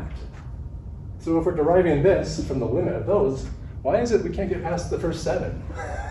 a little hint to throw out. But just a real big thing is we know this is a measurement. So there's a limit to the smallest amount of time that can participate in anything at all. You can't get less than that. This one can't approach 0. It's impossible. That's the 0. That's the smallest you get. Why? Because time never stops, right? But why? There's a lot of questions here. The first one is, why is there a limit? That's confusing, kind of spooky. Well, yeah, that's another. Right? Why is there a limit? Why is the limit that? And not But something notice else. what we're saying is when we put all these numbers in, since we're in one coherent system of units, that number means something geometric. It's not random. So will be all of the other ones, because these dimensions are tied. If these are the limits of the dimensions themselves, then the limits will be bound with each other. There'll be a relationship between these numbers. They will mean something geometric. Yes? Okay, so, at first glance I would say, okay, time can never stop, therefore there's a minimum unit of time. But what would that minimum unit of but time, you could think of it in a way of divisibility. Can I divide time into a smaller chunk and then a smaller chunk? Our intuition about time, usually, it will lead us to expect that, yeah, you should be able to continue talking about a smaller and smaller amount. This is specifically saying that time is not divisible past that. You cannot divide it. You can't take it to get a smaller bit. Why? Because it would probably twist one of the other dimensions that it's related to past its Great, breaking point. great. It really reduces to, why would there be a minimal construction to begin with, right? Why would, if you have a minimal construction, then your first thing you want to ask, well, what's its minimum expression? If you have minimal construction made from 5 different kinds of actions, what's its smallest one? You're right, and its smallest one can't be 0. Yeah, because our system is a balanced system of, a total amount of actual energy. Okay, so that's the smallest amount of time that you can go before you break one of the other dimensions, basically, if I'm understanding it right. Since it's related to the other dimensions. Well, we want to go even more deep with what we're connecting here. It turns out that these 5 boundaries, and I really want you to see these as characters now. These are symbols that are going to be important because we have to remember these 5. Okay, these are important too. Hopefully none of these are too confusing. I didn't really explain much of these. We will. I definitely need to go But deeper. they're just symbols in the same way pi and e. I know those are familiar as symbols. But they're constructively, we have to keep them in mind. We can't forget what they are. Also here, these are going to represent the physical boundaries of each action. And the set of all 5 have to be closed and connected, right? But what we want to do now is separate them. We want to first say, okay, let's parse each action and talk about it as if it was the only one in the set, just to see what it does on its own. Okay, I know it exists because it's connected to the others, but if we ignore the other 4 for now and say, if that was the only one around, what would the universe look like? What would this model that we're building be? Okay. To answer that. Well, then, if that was the only one around, then we could infinitely divide it, right? If there were no other, if the other 4 dimensions didn't exist, and there was only time, then in theory, we would break that nothing. wouldn't happen, yes, because we can't get less than 5. Our cutoff, that's our minimal construction. But you're right. But we have a universe itself that's broken up, and it has a smallest piece that it's broken up into. So all the things in that universe that are coexisting with it or using that universe can't be constructively using something smaller than the smallest piece of the universe. Right. Okay, I'm getting that. Okay. So now what we want to talk about is a general start of what is this hyperbolic minimal balance to begin with. I want to talk about the smallest action in the balance. And remember the hyperbolic figure 8 not here. If you were to put a rubber band around the waist of the 8 on the inside, but make it a circle, follow me? Okay. Then on the inside, so imagine we've got the, looking down, here's the hole in the middle, okay? Okay, we're looking from the top, Yeah, we're looking down from the top, and the band basically goes around like that. some point. Yeah, but it turns out that the size of that is perfect for 4, 5, 6. Do you follow what I'm saying? Yeah, but those circles, wouldn't they be on the outside? I'm saying that the circle in the middle that we made is suspended in perfect distance from the outside, such that you could place 6 circles in the gaps, perfectly the kiss. Okay, because the outer ring of circles is filling the gap. Yeah. Well, Okay. the outer ring of circles is filling the gap. Let's see.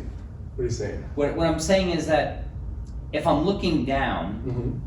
it's getting thinner and thinner and thinner all the way down, Okay. right? Okay. And so now there's an outside. Everything, inside is looking down through this tunnel. I'm looking down through this tunnel, it's getting it thinner and thinner and thinner. The circles are outside that tunnel, right? That's the outside. That's the outside. If you have a funnel like this, right? It's difficult to draw, but the funnel set going in here, this is outside, right? This is still outside. That's outside. This is the inside. So the stuff that goes through the funnel always stays outside, because it never gets to go inside the boundary of this thing. Now, there's supposed to be more, in the figure eightness of it in the middle. But the stuff that goes through the neck, let's say it was blue. Blue you're right. fluid. The blue fluid will never mix with, say, the red fluid on the inside. I just made the colors up. But if there's blue out here and red in here, and this fluid balance was meet, then the blue would stay out. It would go through the neck and keep doing this, but there would be a red volume that stayed red. Oh, you're right. So what I just said is on the outside is really on the inside. Yes, I got it backwards. You're right, because Yeah, and so I'm saying inside this spacing here, you could fit that size of that action perfectly around, perfect in circle connection. Okay? yeah, actually what I said, I meant it's outside the outside. Yeah. All right, well, let's start with a simple construction here. If I want to say, I want a circle, I'm going to make our smallest action some sort of circle, tiny, tiny, tiny circle, but I'm knowing that this balanced line, so whatever's going on, it's going around and around and around. A thing going around, around, around can't do that on its own, right? It would need to continue turning. It has to have something that helps it turn. If it's Otherwise, just a dumb it'll go circle, straight. yeah. So if we have a path of a circle, then we're going to assume that there's other things that are balancing to make it happen, right? So it's more, our system, by definition, has to be more than 2 dimensions. But if it is a decomposed system of circular actions, let's talk about the smallest circular action. Pi r squared is for our circle, right? Okay. Well, what if we want this circle to be defined as hyperbolic? I mean, it's a circle formed whose internal construction decomposes hyperbolically. Why do we want that? Because we've already learned that the volume of the hyperbolic figure eight knot, or the hyperbolic figure eight knot, is our minimal construction. So we already know we're bounded to the hyperbolic arena, right? Okay. This tells us that a lot more also, but let's guess here now. We want hyperbolic. What's our expression of hyperbolic? It would curve in on itself, right? Yeah, but how do we express this? How do we express a radius of the circle whose construction is actually hyperbolic? Well, because the radius is ever changing. Oh, okay. All right. This is our function, defining the hyperbolic, Okay. right? So we're going to say r is the hyperbolic sign. Because we want this to be a circle. Yes, we want a closed circle, but its internal construction breaks apart hyperbolically in the smoothest, beautiful, simplest possible way, okay? So we want our r to be hyperbolic. So now we can rewrite this as pi times the hyperbolic sign of x squared. This is... Okay, wait. Let me just back up 1 second. Why isn't this defining an ever collapsing circle in 2 dimensions, right? That's... This is defining the smallest circle in the decomposition. So if we just assume from the beginning we have a 5-dimensional system, a system that's balanced via 5 kinds of actions. It doesn't mean that there's only each action showing up once, by the way. It means in the whole collection of things happening, there's 5 kinds of things. There might be a trillion of one thing, small ones, and then a less number of other small things, but the 5 unique things happening to make the balance. What did you ask? Yeah, why isn't what you just... Why isn't it collapsing? Why isn't it a collapsing circle? Because the system, we're starting from the beginning from a system that minimally doesn't collapse, the one that minimally closes. So when we know we're starting there, we'll say, no, we know it's got 5 things. I want to define all 5 things explicitly. So let's start with the smallest of the 5 things. So we get, as an assumption, that we're in a system that's self-closed and balanced. And the smallest possible part of that decomposition balance would be the smallest circle. Okay. All right. So we don't know exactly how the whole thing fits together yet, but we're just saying we have a smallest circle that's going to be our smallest decomposition. And we want that circle to be explicitly defined as hyperbolic. So hyperbolically constructed. So that just brings us to this. Not that difficult of an equation, right? But No, and actually what we're really saying, it doesn't collapse because we get to the smallest circle. Because we're defining this as the one of the smallest of the whole construction. Okay. So, and when we started from a balanced construction, so that balance means we're not in a region of collapse. Okay. Yeah. Okay. So we start from a thing that's balanced, and we say, okay, that thing has different parts. Let's talk about its smallest part, and let's assume that its smallest part is just making a circle. If it's the smallest just the thing, smallest possible circle. Yeah, the smallest possible circle But in it the won't balance. collapse because it's the smallest possible circle. Yeah, and it's always there. Because it's in the system, you can also never remove it. It's always part of the system. So we're just trying to define what it looks like. And this is how it constructively has to be, but we don't have an x. There's an argument for the hyperbolic sine function. You need to know, well, what hyperbolic sine action are we doing? Right? What's the argument that is playing? And notice, remember when I did the circle, there has to be an external balance that's maintaining this thing. If you're making a balanced line anywhere in any kind of fluid action, if you could follow a balanced line in the fluid action, and that line eventually comes around and closes on itself, no matter how complicated, this ours is uncomplicated, it's just a circle, but even if it was complicated, you could still stop and say, that path has an inside and an outside expression, and they're not the same. Right? Okay. Because this is a balanced system, so it's not going to be pi sine squared again for the outside. It's just going to be some... Wouldn't it be the opposite? The outside would be the opposite of the inside? Yes, exactly. The outside is an opposite rotation of all whatever shit's happening on the balance on the inside. So if you get the line, the outside expression of the line will be a smooth expression of whatever the values needed to balance all the crazier stuff on the inside that's happening. Yeah. But it has to be balanced. Good. Okay. So I'm going to put a rotation of, this is an unknown variable now. We don't define this yet. Okay. We're using this construction to define it. And here's the big leap. Here's the big awesome connection, I think. We're going to say that this happens to then define this hyperbolic minimal construction, the entire derangements of our system. All right. This sets up the field of things happening. And everything we want to superimpose on top of the field of things happening could be a smaller subset because you're zoomed out, right? And that's what we're going to do as we go upscale. We're going to zoom out on this structure. Right now we have a base structure that's defining, we haven't set this as 5 yet, but when we point out that there's 5 actions in our system, deranging, that means this has to be a 44, which means if we know our variable in here, we can now solve for that one. Or if we knew this one, we could solve for that one. Ask me to get a good question. All right, I'm like, there's a question brewing, but Oh, I'm okay. not even sure what the question is Okay, yet. okay. What we're saying is that we have every permutation of this circle all the way down to the minimum size that can be, it can twist in every possible way to come up with 44 derangements. Or some. Good, kind of. I don't think I'm quite there. Okay, look, before I do this, talk about this. What are the 44 derangements we get? It's when we have 5 different dimensions. Mm-hmm. It's the It's maximum. when you derange 5 things. It doesn't matter what the 5 things are. Right, it doesn't have to be could be 5 dimension. books. It could be 5 books. You're right. When you take 5 items, you can get 44. So we're saying 44 what? derangements of Which means? different ways to organize them into a closed loop. Good. Different sequences that close. Okay, so we Good. have.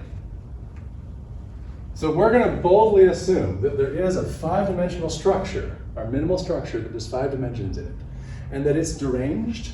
Those 5 dimensions are separate. You can always identify them. And therefore, since they're there and separate, There's a derangement available, but we're going to boldly assume that that derangement completely self-closes, so that it just defines the balance at the bottom. All the derangements are defined by this field action you can think of at the bottom. The whole field at the bottom is doing a certain thing, right? And that's the substrate on which all the other larger things are doing their thing. Without that one, nothing else exists. You know, in a way, I'm almost there because I'm thinking about this hyperbolic figure 8. And I'm looking at that formula, which in a sense defines it, right? Yes, but we haven't filled this one in. Let's put this guy in. What do I want it to be doing? What's our hyperbolic constructive doing? It's splitting. On the inside, this thing splits 2 ways. Here's a And hyperbolic let me just graph. guess. It must split 2 ways in order to maintain a balance. Yeah. Okay. Yep. And here's a I'm graph of a almost there. hyperbola, I'm almost regular hyperbola graph, right? Look, split 2 ways. You can kind of imagine now, if you cut this thing and rotate it, you can put this one on top of that one. Right? But the point is, you can see it's split in very specifically 2 ways. They're different, right? This one, this axis looks quite different than that axis now. All right. Okay. Well, we need split it in 2 ways. The argument itself is doing one thing on the inside. It's Okay, splitting 1/2 is because Split. it's one of the Cut in half. splits. Mhm. And And the squared is because it's 2 of them in 2 directions. Two squaring means in another orthogonal direction. 1/2 times 1/2. Yeah, so 2 splits. I can write it also as 1/2 squared. Now, why do I not want to write 1/4? I could. But I operationally want us to keep track of. This is Of a what's geometric happening. arrangement. Yeah, I could muddy it by just saying 1/4 and you would forget. But also, 1/2 squared. Actually, 1/4 would make it orthogonal. Yeah. Okay, so I get, so 1/4 would express the fact that it's orthogonal, but 1/2 squared expresses what's happening. 1/4 expresses orthogonal when you remember that it's 1/2 times 1/2. Yes, but I'm just trying to be. I like this way of writing it. You can write it Okay. any way you want, but the point is, once we have this equation, we know what this equation means now, right? We're just saying we have a system that's minimally, it's deranged, and that full derangement is taken up on the bottom smallest level in the action of time. With all the splits, Yes, by splitting squarely, hyperbolically, and closing as a circle. it'll Inside end the up circle. with 44 Yeah, different derangements. Yep. 44 derangements responsible for this balance. So that our whole system is now set from this balance at the get-go. Which means we can now solve. These are all known variables now, right? Our known numbers. These are only unknown, because this is a 5. I should really explicitly write that. We're setting n equal to 5 because of the 5 base dimensions. So the derangements of the, by the way, the dimensions literally here mean the same thing as unique derangement thing, right? It's the dimensions and the derangements are talking about the same thing. We're deranging the dimensions because the dimensions are the unique yes, actions. yes, The yes. dimensions are the unique actions. Okay. And we have 5 dimensions that fold in on themselves and actually close. Yeah, exactly. That's exactly the point. So when we do this, what do we get? What's the number we get for that guy? I'm going to put it here. 0. Okay. I made this symbol up, by the way. Just our 0th rotation. So this is the external rotation of the internal balance of the base derangements of our system, which we're saying defines the simplest internal part of the hyperbolic figure 8 knot. Okay, that probably isn't all clear in the last sentence yet, but right now we get this number. So when we solve in the computer for this number, you see it's easily solvable now, right? We get 5.39 1258 368231. That looks like plank time. Sure as hell does. It's right in there. And times 10 to the negative 44 Shit. Why? in the same equation. Wait, what's going on? Wait, what's going on? Not only did we get the right number up here, But somehow this 44 already had a relationship in this. Is that random? Is that coincidence? Well, we don't know at this point, right? We haven't got that part of the story, but. That is kind of mysterious. Okay, good. Let's do one more here. We want to make room. Although I can't see the relationship, why is that there? Okay. Remember, what we're talking about is a system decomposed into a whole bunch of circle things, okay? The whole field of circles is the bottom now.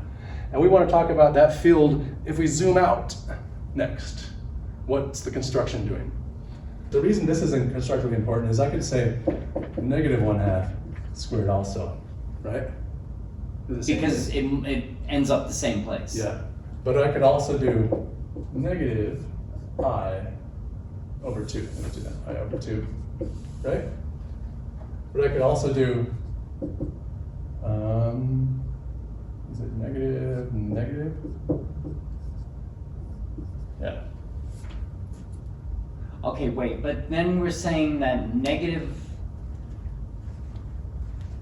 because I always throws me, okay, so we have the square root of -1/2, but I'm not sure what that means. Well, this one's 1/4, right? Okay, And this one? would also be 1/4. How about this one? I squared is -1, gets rid of the negative, so it's 1/4. This one, I squared gets -1 times, the negative squared goes away, but this negative comes out and kills that one again, so it's also 1/4. It's also 1/4. So I guess if I just let go of trying to visualize I and just do the We'll get to operation. visualizing I. Actually, it's not that difficult. But right now, what I want you to notice is algebraically, I can't distinguish those four. Right, you can't. That's why I left it to 1/2 squared instead of 1/4. Because I wanted to be able to say, hey, remember, our base system here, this is the very bottom of our structure. It's under an internal balance and an external balance, the two-part balance, right? Internal and external, defining our fold derangements. But that balance itself has a base argument that has four-fold symmetry. There's a four-fold symmetry. There's four different things that could be in place, meaning it's doing this 4 ways. The balance we're talking about is occurring 4 ways. You can look at one of them at a time if you want, right? So that's from, what we're really saying is we can look at it from different points of view. You can look at it and from each one 4 will be ways and see happening. the same thing. Yes. You can look at it from 4 different orthogonal perspectives and see the same exact balance. There'd be no change. So it's a really, really, really, really fascinating symmetric system we're talking about here. It's got 4-fold symmetry. It's like a cube, a square, right? You can say, whoa, looks the same, looks the same, looks the same. Same thing with this. It's got 4-fold argument base where you can't distinguish, meaning they're the same.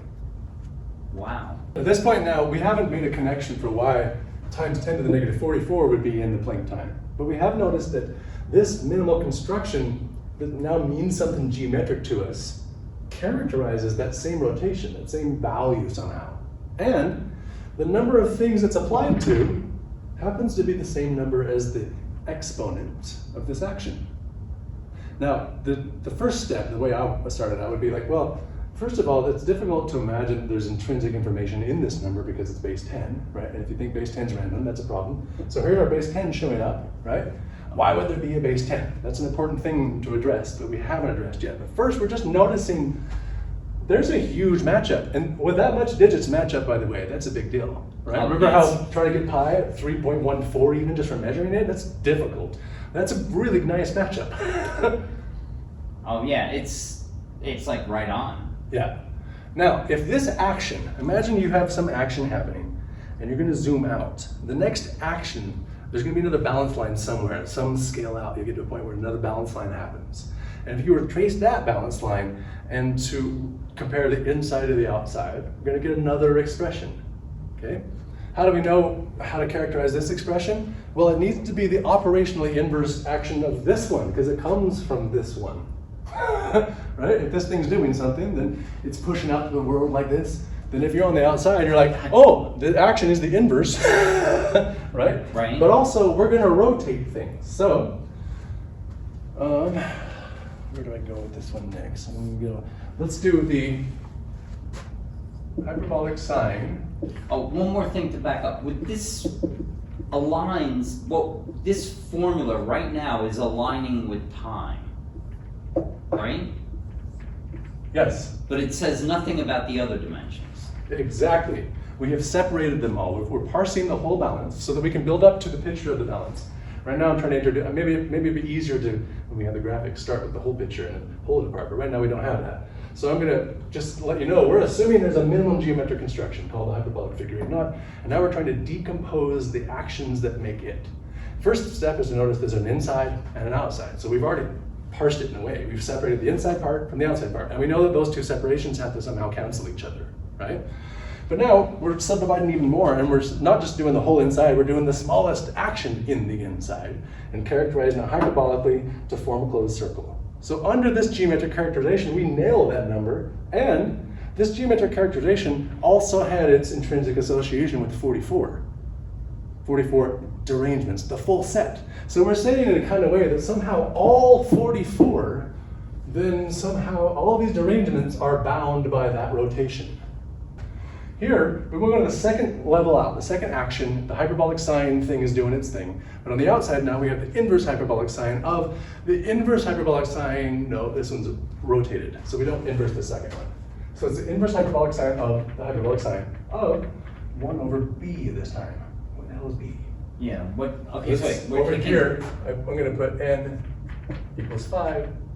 B. Just to back up for a second, we're saying sine of sine is the inverse. The inverse of the hyperbolic sine. Yeah, so first this is just hyperbolic sine of x, the inverse, right? Okay. That's like the inverse of this construction here, but we're not going to go hyperbolic sine squared this time.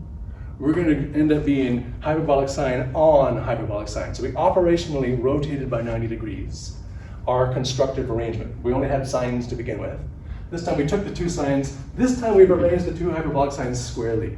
But externally we took a different direction to arrange the same actions inverse hyperbolically, or inversely, but operationally totally. Operationally rotated, meaning we took the second one and put it into the first one. So if you have two sines, so I say I'll give you a hyperbolic sine action, and I'll give you a second one. What can you do with it? Well, you can have a hyperbolic sine action by itself, that's something. But you have two copies of the same thing. Okay, I can put them together, and that's now a new thing. Or I could take one and put it in the other, and that's another way of arranging those two hyperbolic sines. So we're saying at the bottom level, we arrange them in the square way, the most trivial way you can imagine having two balanced, right? But externally now, it's a square arrangement at the bottom that's perfectly fourfold symmetric. But as you go out, these things are getting very asymmetrically pulled. So it's inverse hyperbolic on the outside of that arrangement. Okay. But it's not inverse hyperbolic squared because there's also a rotation happening in these pieces, right? It's not just squared to squared to squared. It's as you go out, things are also being rotated. So we have to rotate, instead of putting this to -2, we're going to instead put the other hyperbolic sine in here. We're going to put it in there. Two ways to operationally connect the hyperbolic sine. We're using them both. Okay? Okay. Okay, I think I see that. The outer one actually it wouldn't be rotated. We didn't put the outer one. Now the outer one rotated it. Yeah. With the next level, we'll go to each one. We get another rotation. Oh. So as we go from this level to the next level, we have to get a rotation. And that means that those two balanced actions are always chirally connected. Right? They depend on each other, but yes. All right, what is this going to be? But that means there's an outer, if I'm understanding right, there's an outer hyperbolic figure eight knot somewhere. Yes. Yeah. We'll get there. You're right. There exactly is. It's called the mass boundary. Shit. It's so beautiful. I can't wait to get that part. All right, we need to define what the derangements this will apply to. So we already, the bottom one defines the derangements. We know there's a total of 44. So you can't say that this one's to 45. No, there aren't 45. It's not an option, right? You're working your way towards 1, right? Remember, 0 partitions as you get to the 1. So it's going to be less than 44, but how do you know how much? Well, this break in scale symmetry factor tells you how much. Okay, what is B? B times by n this time, the number of dimensions, will be how many splits you've got this balance being maintained over. B is going to be the measure of break in scale symmetry in any circular construction.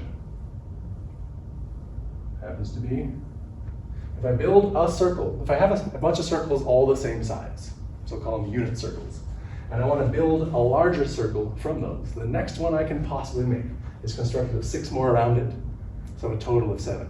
So you go from 1, that's the smallest possible scale. The next possible scale of construction available if you're building from circles, which is what we're doing, the next possible scale of structure available is a circle built of 6 circles around that one, so 7 total circles. So you go from 1 to 7, and that's the break and scale symmetry of any circular construction. Follow that? Okay. So that's what's setting the balance. This split is literally the split of the actions of the whole balance happening. So over here, it's going to happen 7 times more than the smallest one now. But does that mean there's 7 figure-8 knots going on at the same time, or There's 7 twists and bounds. Actually 8, but yeah. That's when you multiply this interaction by this interaction. Let me recall earlier I pointed out that there was a one-dimensional real line that we think of numbers on, but then when you get more advanced you realize, oh no, numbers aren't one-dimensional, they're two-dimensional. The complex plane is what represents the actual relationships in numbers, and then you find that there's actually some problems still. Okay, now I gotta go 4-dimensional, and all of a sudden now the math and the representation is very Einsteinian, right? It gives us the hyperbolic space-time geometry of physics immediately. But then you can say mentally, hey, the structure in this, as we go from the real number line to the complex plane to the quaternions, but by the way, this quaternion is a 4-dimensional set of how the operations can fit together on each other. Okay, a 1-dimensional way, a 2-dimensional way, a 4-dimensional way of the field of numbers. But then we have the octonions on the inside. Okay, and they're hailed as the most beautiful, the end of the line, first of all. You can't go to the 16s, because if you get there, you no longer can use division. Division doesn't work, it's not a symmetric operation anymore, you just can't. This is the last end of the line where you can get and still have all the functions of the operations. Very interesting, right? Okay. Okay, well, if we multiply this interaction by this interaction, we get the octonian structure defining how the inside of the hyperbolic figure 8 knot is maintained.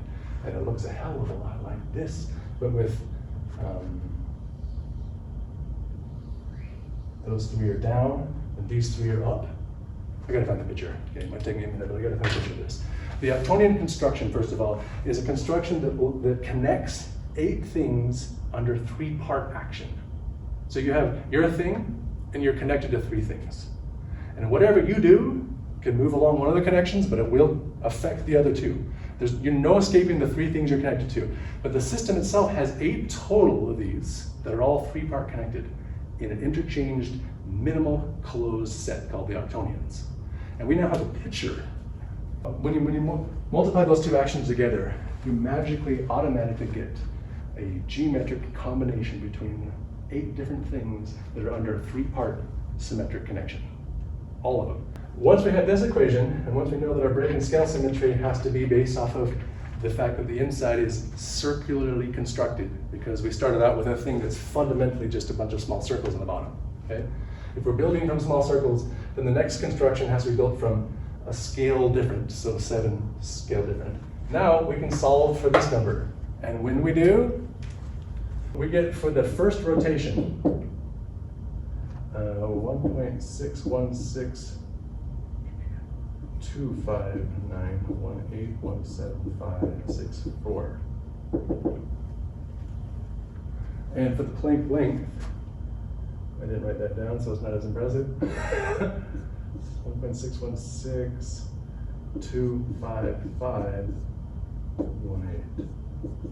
times 10 to the negative 35. What do you see?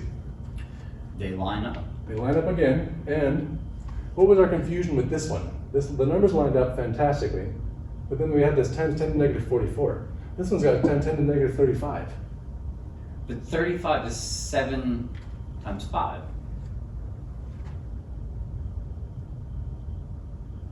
Again, it's the same number. Yeah, it's not a coincidence It's anymore. not a coincidence.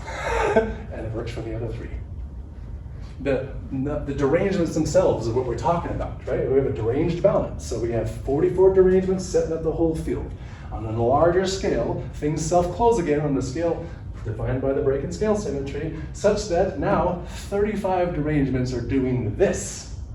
It's no longer 44 derangements doing this. You just see that, you gotta be on that scale.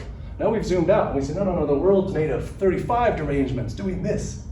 If you zoom out further, you get to the charge boundary, and the charge boundary will look like it's made of 18 derangements doing a different thing. Okay? Wow. Oh, yeah. Very nice.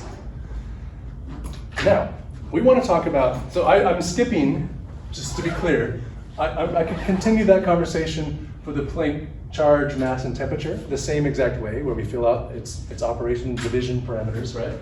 And get the balance and how many derangements it's applied to, and we get the other constants too. But to speed up the story, let me now switch to try and talk about the outside construction as a whole. Okay, so just the inside pieces, we have the outside now. How is it going to connect? Well, it's going to be hyperbolic again, right? So, and the base equation for a hyperbola. Okay, we have this hyperbolic connection equation here, right? It's just the unit equation for hyperbola. But I want to real slow or notice a few things. If x is between 0 and 1, a lot of functions you try to slide 0 between 0 and 1 and see where it goes. What's the limit as x goes to 1 here? What does this equal? 1 over x plus x Cubed. What if x was 1? What would this thing be? 1 over 1, 1 plus 3. Yeah. So here we're going to have a 3 as the limit as x goes to 1. In this construction, you have something that approaches 3 as x goes to 1. Just the thing I wanted to notice for now. Next thing I want to notice, more importantly, is that this thing is composed of 3 pieces. Very importantly, 2 of the pieces are opposites of each other, but they're both added into the picture. What kind of system do we have that's composed of 2 opposites and 1 other thing? Something like this one. This one and that one are opposites. And then you have a thing that wraps around over here, a volume of some sort, right? Well, this hyperbolic connection, this one's a little different from this one in the sense that it wraps around and closes. So I want, instead of the hyperbolic connection, I want the self-closed hyperbolic connection.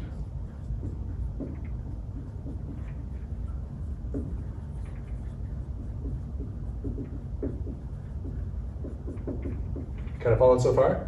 Yeah, but what we're saying, are we going up one more level? Right now, we're just talking about the outside, the whole outside. No, we're not going up one more level. So we're at the... I've decided to, I told you that we only covered the time and the length. We can do the same sort of argument for charge, mass, and temperature, but I'm just saying for now we can. I haven't done it for you. But I'm skipping now to describe something about the outside. Because something about the outside. I'm taking that you trust me I can do for those, and I want to get through more. Okay.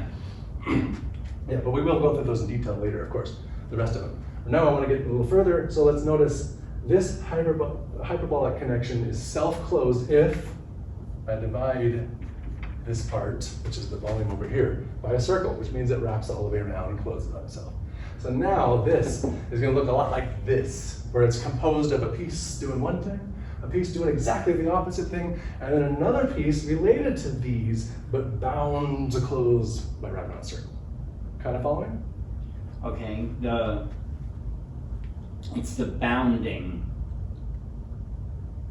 self-close. Why does it even have to be bound? If it wasn't bounded, it would fall apart. That's what we're, okay. Or infinite.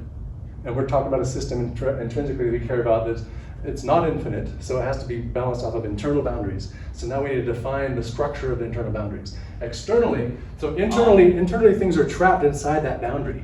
Externally, it's a little more complicated because they're not trapped. They're trapped towards the internal boundary. Okay, so then that's why there's the circle going around it, because it would bound it. Yeah, this circle out here is imagine all this volume out here, wraps all the way around here. That's the circle we're meaning in this third volume component. It's okay, yeah, because if it wasn't there, this thing would dissolve. Notice this one's also the cubic one, like volumes. Okay. So we're taking a volume and dividing it with a circle, so we make sure it's bound by the circle. Great. So this isn't too complicated, but I want to instead of using x, I'm just going to relabel my variable, right, to a je, just because x is so common to use, and I want je to only talk about this one, okay? Because I don't know what je is. It's just a variable, just a variable, like x, exactly like x. Okay. I'm just using it as a letter right now, because x is very familiar in regular math, like cosine x. I could put cosine je. I mean it literally is a variable. Okay. No new information yet.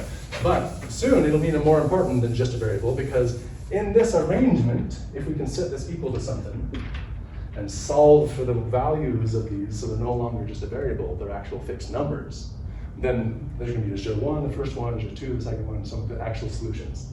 Okay, so first step's done. We just need to say, hey, we're trying to define an external system that's balanced hyperbolically, but self-closed. Okay. So then you're going to have the hyperbolic connection, because its pieces are going to be connected hyperbolically, and we know what that means. And it's going to be slightly different, because it won't just be a hyperbolic connection means unbounded. It goes off to infinity. We need to now bound it, so we're going to make it so it's self-closed. And in our construction, we want this thing to represent something very specific scale-wise. This system is a partitioning of two circles. If we're in the external world, our internal boundary that's responsible for projecting us is composed of two circles. Right? It's composed of two circles, the minimum inner and the outer. Yeah, yeah. Okay. So those two circles are wrapped together such that there's an inside, the hyperbolic figure 8 knot shape. But the same two circles have an outside expression. It's not the hyperbolic figure 8 knot shape. It has the hyperbolic figure 8 knot internal boundary, the inverted. I haven't shown you that shape yet, actually. But it's projecting a sphere. The outside domain projects to a sphere. Of course, a sphere is the simplest thing you can get from any projection, right? So and to get to a sphere, you'd have to have the opposite of the hyperbolic figure 8, right? It would. Maybe. You mean the sphere itself has to be responsible for closing against the inside parts? Yeah. Yes, So it would have to be the opposite. Yes. The 4-dimensional sphere is the opposite, not the 3-dimensional sphere. So the 4-dimensional sphere is the one that has the internal boundary of the two circles, but one of them is way smaller, so it looks 3-dimensional. Oh. Now here it looks 3-dimensional, but it's coming from 4-dimensional action. But one of them barely doesn't even matter almost to us, right? Because it's so much smaller. Yeah, but it is 4-dimensional and balances the 4 dimensions on the inside. All right, so what is this doing? It's breaking up two circles. On the outside, what's it doing? It's two circles of different size. They're connected. So I could talk about the connection, the self-closed hyperbolic connection that they're maintained by, or I could say it's also, this is the best part, because we can describe it two ways, we can put equals, okay? It's also just two twists inside of the mass boundary. There's a mass boundary cutoff at our construction, some balanced line we're going to call mass boundary, balanced line. Inside that balanced line, there's going to be two twists, two rotations that compose this connection. That's the simplest other thing we can say about it, okay? Follow? Okay, but why is it the mass boundary? Because the mass boundary is the last one. After outside the mass boundary, you're just in the projected temperature zone or domain or region. You're in the volume of the sphere now. So the mass boundary is the first internal boundary projecting the sphere. Go in further, you get the charge boundary. The charge and mass boundaries, they are what make the sphere stay. That's why they're there to begin, why the projected sphere, or the hyperbolic geometry of existence is there. So the inner one is time, and the next level up is mass. No, the next level up is space, length. So inside the hyperbolic figure 8, okay, we have time, we have space or length in this circle here. Okay. And this circle, here's the time one, so they're orthogonal to each other, but they're connected under, see, it's operationally rotated. Oh shit, I get it. And then And it's then outside the sphere. now, we have a different expression. Outside, we look inside. It looks like mass. It looks like mass. Mm-hmm. Outside, we have this action expressing itself a certain way. I should point this out really clearly, actually. The time circle and the length circle, the space circle, have an inside and an outside. The inside of time is the time, and the outside is charge. The outside expression of the same circle, remember they're different inside and outside expressions. The outside expression of the same circle is charge. bigger length circle has an outside expression called mass. Yes, because it's like hardened space. Yeah, it's because the boundary is... Actually, it's space with a boundary. Space with a boundary. That's what gives it mass. That's what gives it mass, yeah. So this is a really good step. We don't just mean vaguely the constructive pieces have to cancel each other. We mean explicitly, so much so that even the action of time itself is fixed to the action of charge in an opposite way. Okay, now the outside boundary of time is charge. I'm having trouble with that one. Well, remember that time, we have a circle here with an inside construction and an outside balanced magnitude of rotation, right? Okay. The outside rotation of that circle, the outside expression of that circle still says I'm a circle, but it's a circle that's doing something different because the inside of the balance is not the same as the outside of the balance. They're always asymmetric. So it's the same circle with a different expression. It's the same circle that now has an outside expression coming from this rotation to begin with, right? But wouldn't that mean that charge is negative time? Yes. It is? Well, inverse time. Depends on how you apply negative in your meaning there, but yes. Charge and time are opposites of each other. Mass and length are opposites of each other. Oh, there's one left. Oh man. The one left is my mind is kind of blown before we even go forward. I just got it. Well, let me blow it one more time. There's only one more piece, because in You're gonna crack my here skull. we have two circles that are being constructively arranged into this boundary. Okay? Outside we have two circles that are being constructively arranged into this intersection, right? Into a different projected action, a very different shape with an internal boundary. They're different. Well, this way we fold these together wraps them back on themselves. And the way we do it outside, we split them from themselves. We divide it into two halves. In here, we took the circle and we wrap it all the way. It's right here too. It shows up twice. It's in there double, right? It goes all the way around. It's double covered. Out here, we didn't put things in two places. You don't go here and here. Out here, you're split up. Follow that bit? So the external expression and the internal expression, this wrapping together of two circles makes the hyperbolic figure eight knot. This unwrapping of the same two circles gives us the hyperbolic construction of external reality. So and this is the temperature. So this is temperature. There's no opposite of temperature. There's closed boundary you can never touch. So that's why the fifth one shows up. But the fifth one, the temperature domain, this is split. When I say split cover versus double cover, that's what I'm talking about. The fluid arrangement, the balance of the external domain, everything outside of here, is arranged in a split form. We're looking at an outside view of this. Yeah. We're God's eye view outside the whole universe and understanding that, oh, it's like that. If you're really in here, you can't see these boundaries. As you try to approach them, they become limits. You can't cross them. They're cutoffs. Okay, but now we're showing two of them. Are these two hyperbolic figure eight knots or just two views on a hyperbolic? This is two projections. This plane right here that crosses through the middle of that is what we call the hyperbolic plane. And that hyperbolic plane is literally the thing we've been modeling when we say that this is x and this is the I direction, or just to say y.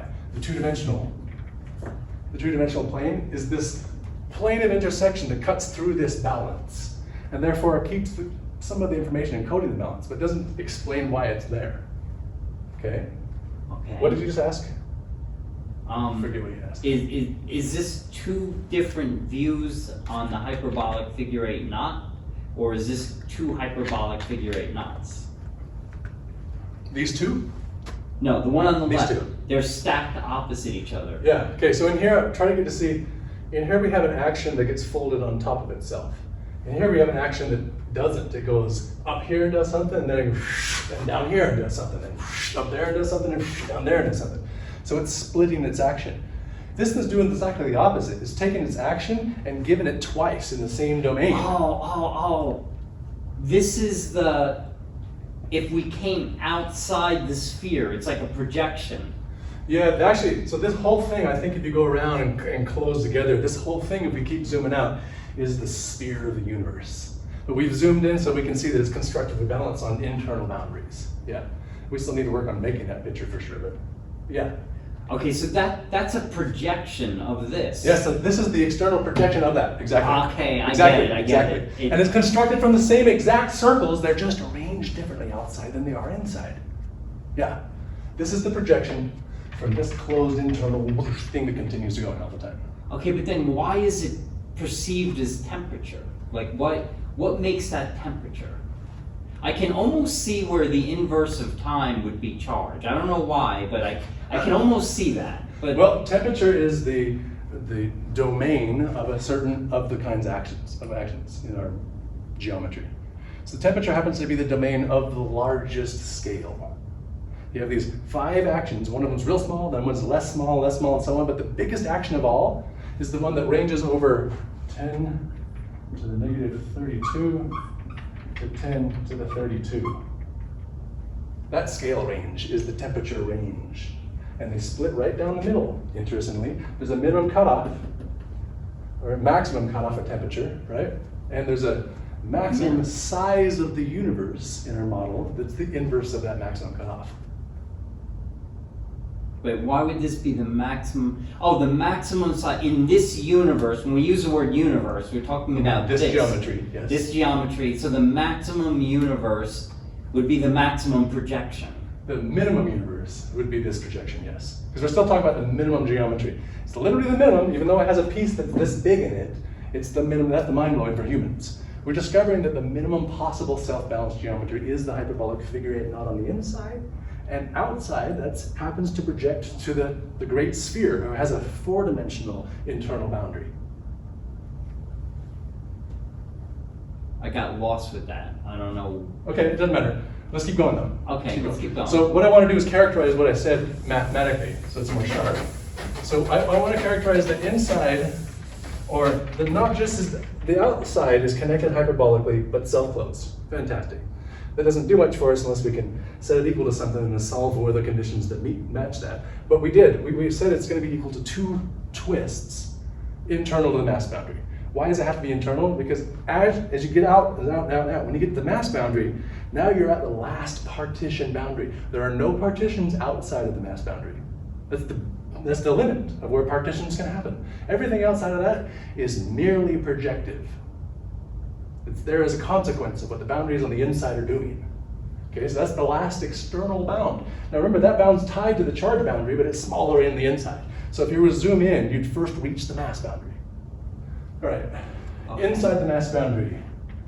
So I want to do 2 twists. A twist is e to the negative pi over 2, okay? And E meaning energy? No. No. E meaning Oh, that E. our base of natural logarithm, or hyperbolic logarithm. Okay. Okay, and I want it to be inside the mass boundary, so the Planck mass boundary, one of our cutoffs. So if we have 2 twists inside the mass boundary, and we demand that those 2 twists are maintained under self-closed hyperbolic connection, then we have this equation right here. But I'm going to rewrite the equation a little bit. Well, let me point out, e to the negative pi over 2 equals I to the I. So that we're more familiar maybe with thinking of this as a twist of 90 degrees, but I want to point out, because I want people to start developing this intuition. There's 2 twists of 90 degrees inside the mass boundary. There's 2 twists. That intuitively makes sense because mass wouldn't be mass if it wasn't mass all around in 3 dimensions. Okay, good. Right? So I can see where it'd be 2 twists of 90 degrees. It kind of, okay. Otherwise it wouldn't be mass, right? Okay, so that's a good introduction. We're going to have to really look into this because there's a million things that pop out, it turns out. First, right now, let's just notice how simple the equation is. In terms of physics or math, right? This is a simple hyperbola under modification of a circle, right? And that connection is set equal to just 2 twists internal to the mass boundary. And this is a number we get from, I didn't put on the list, but yeah, just one of our limits, okay? So you put in the value of the mass boundary that we can predict from our constructive process that we didn't finish yet. And then you can solve for this variable.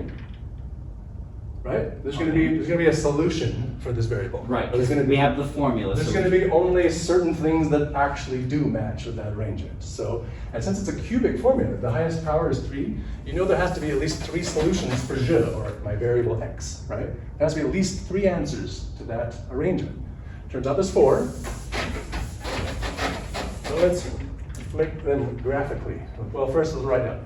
Je 1, 2, 3, and 4. Now, before I write the number, I'm not going to write the numbers because you're not going to memorize them anyway by the numbers. The first, so when you put this into Wolfram Alpha, literally like this, you can leave an x or a y, and I just put a variable in there, same variable each time, and then it'll solve for you what the solutions are. You get answers to these. These are both real. There's no imaginary part to them. These are both complex. They have real and imaginary parts. Okay? So we have 4 solutions, and let's graph the 4 solutions. Here's 0, 0. There's 1 right there. Not at 0, close, but not at 0. That's je 1. And there's 1 out here. It's around 3.6. Okay? And then over here, and it's mirror image. That's where they are. Now what do these things represent? These are the division parameters that maintain this geometric connection that we cared about. Okay? Okay, the division. These are like the zeros of the connection. Okay. The dead points, so everything has to go around. So if you know what the dead points are, you also know what the dance is going to be. If you know all the dead points, you know what all the dance is going to be. These are all the dead points. These are all the zeros of our function. These are all, these numbers tell you how your system gets broken up. Because this balance can only be broken up a certain way, and it has to be broken up, by the way, all 4 of these are true, not just 1. Right? So they're all 4 part of our operations. Here's some things I want to notice. First, there is a mirror between these 2. So if I look at the value, if I look at the imaginary value, imaginary part of je3, what does that mean? The y height of this one, just the y height, that happens to be equal to the opposite of the imaginary part of je4, with the same magnitude, just opposite direction, okay? And if I try to do the real part of je3, I can say the real part's equal to, they're at the same exact value to the left, to the real part of je4. And that happens to both be equal to the average, the opposite of the average of je1 and je2. And what we're doing right now is I'm just trying to point out that there are algebraic connections built into these solutions. Okay, so we've solved, we got these, and we went and checked and said, oh, well, cool, there's a symmetry. First of all, let's write down all the symmetries. We know that's symmetric, so these 2 are the same except for the minus sign. Okay.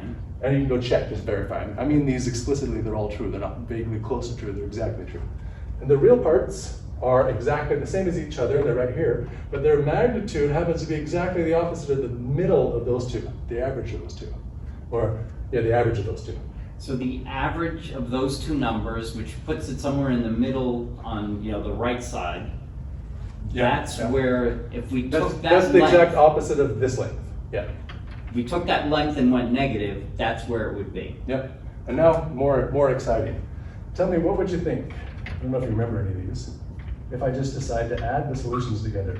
I know these symmetries are probably easy to see, but what if I just add the numbers? You don't know what the numbers are, but from the graph, maybe you could guess. If we add 1, 2, 3, 4, well, adding 3 and 4 would cancel them out and put them to 0. It cancels them this way, right? Then it doubles the amount of this way, because they both have 1.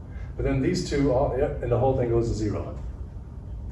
Okay, that's cool. You're right. They cancel everything out to 0. Now, already we got something interesting. We have 4 partition parameters of our hyperbolic arrangement whose sum of the partition parameters themselves is 0. If that's not really impressive to you, it should be. But what if we do something opposite? Remember, we're a field of operations. Well, if adding them is going to be something, let's just multiply them, because that might be something interesting too, right? In fact, if it is, then we're really onto something awesome, because now we have operators that mean something to us, not just in one sense, in the addition sense, but in more than one sense. So these division operators multiply by each other, and this is unbelievable. 2 pi. And one more. If I decide to square them first and then add them, I'm almost afraid to see what comes out. negative. It becomes negative 4 pi, which is the number that tells us we've got a projected sphere.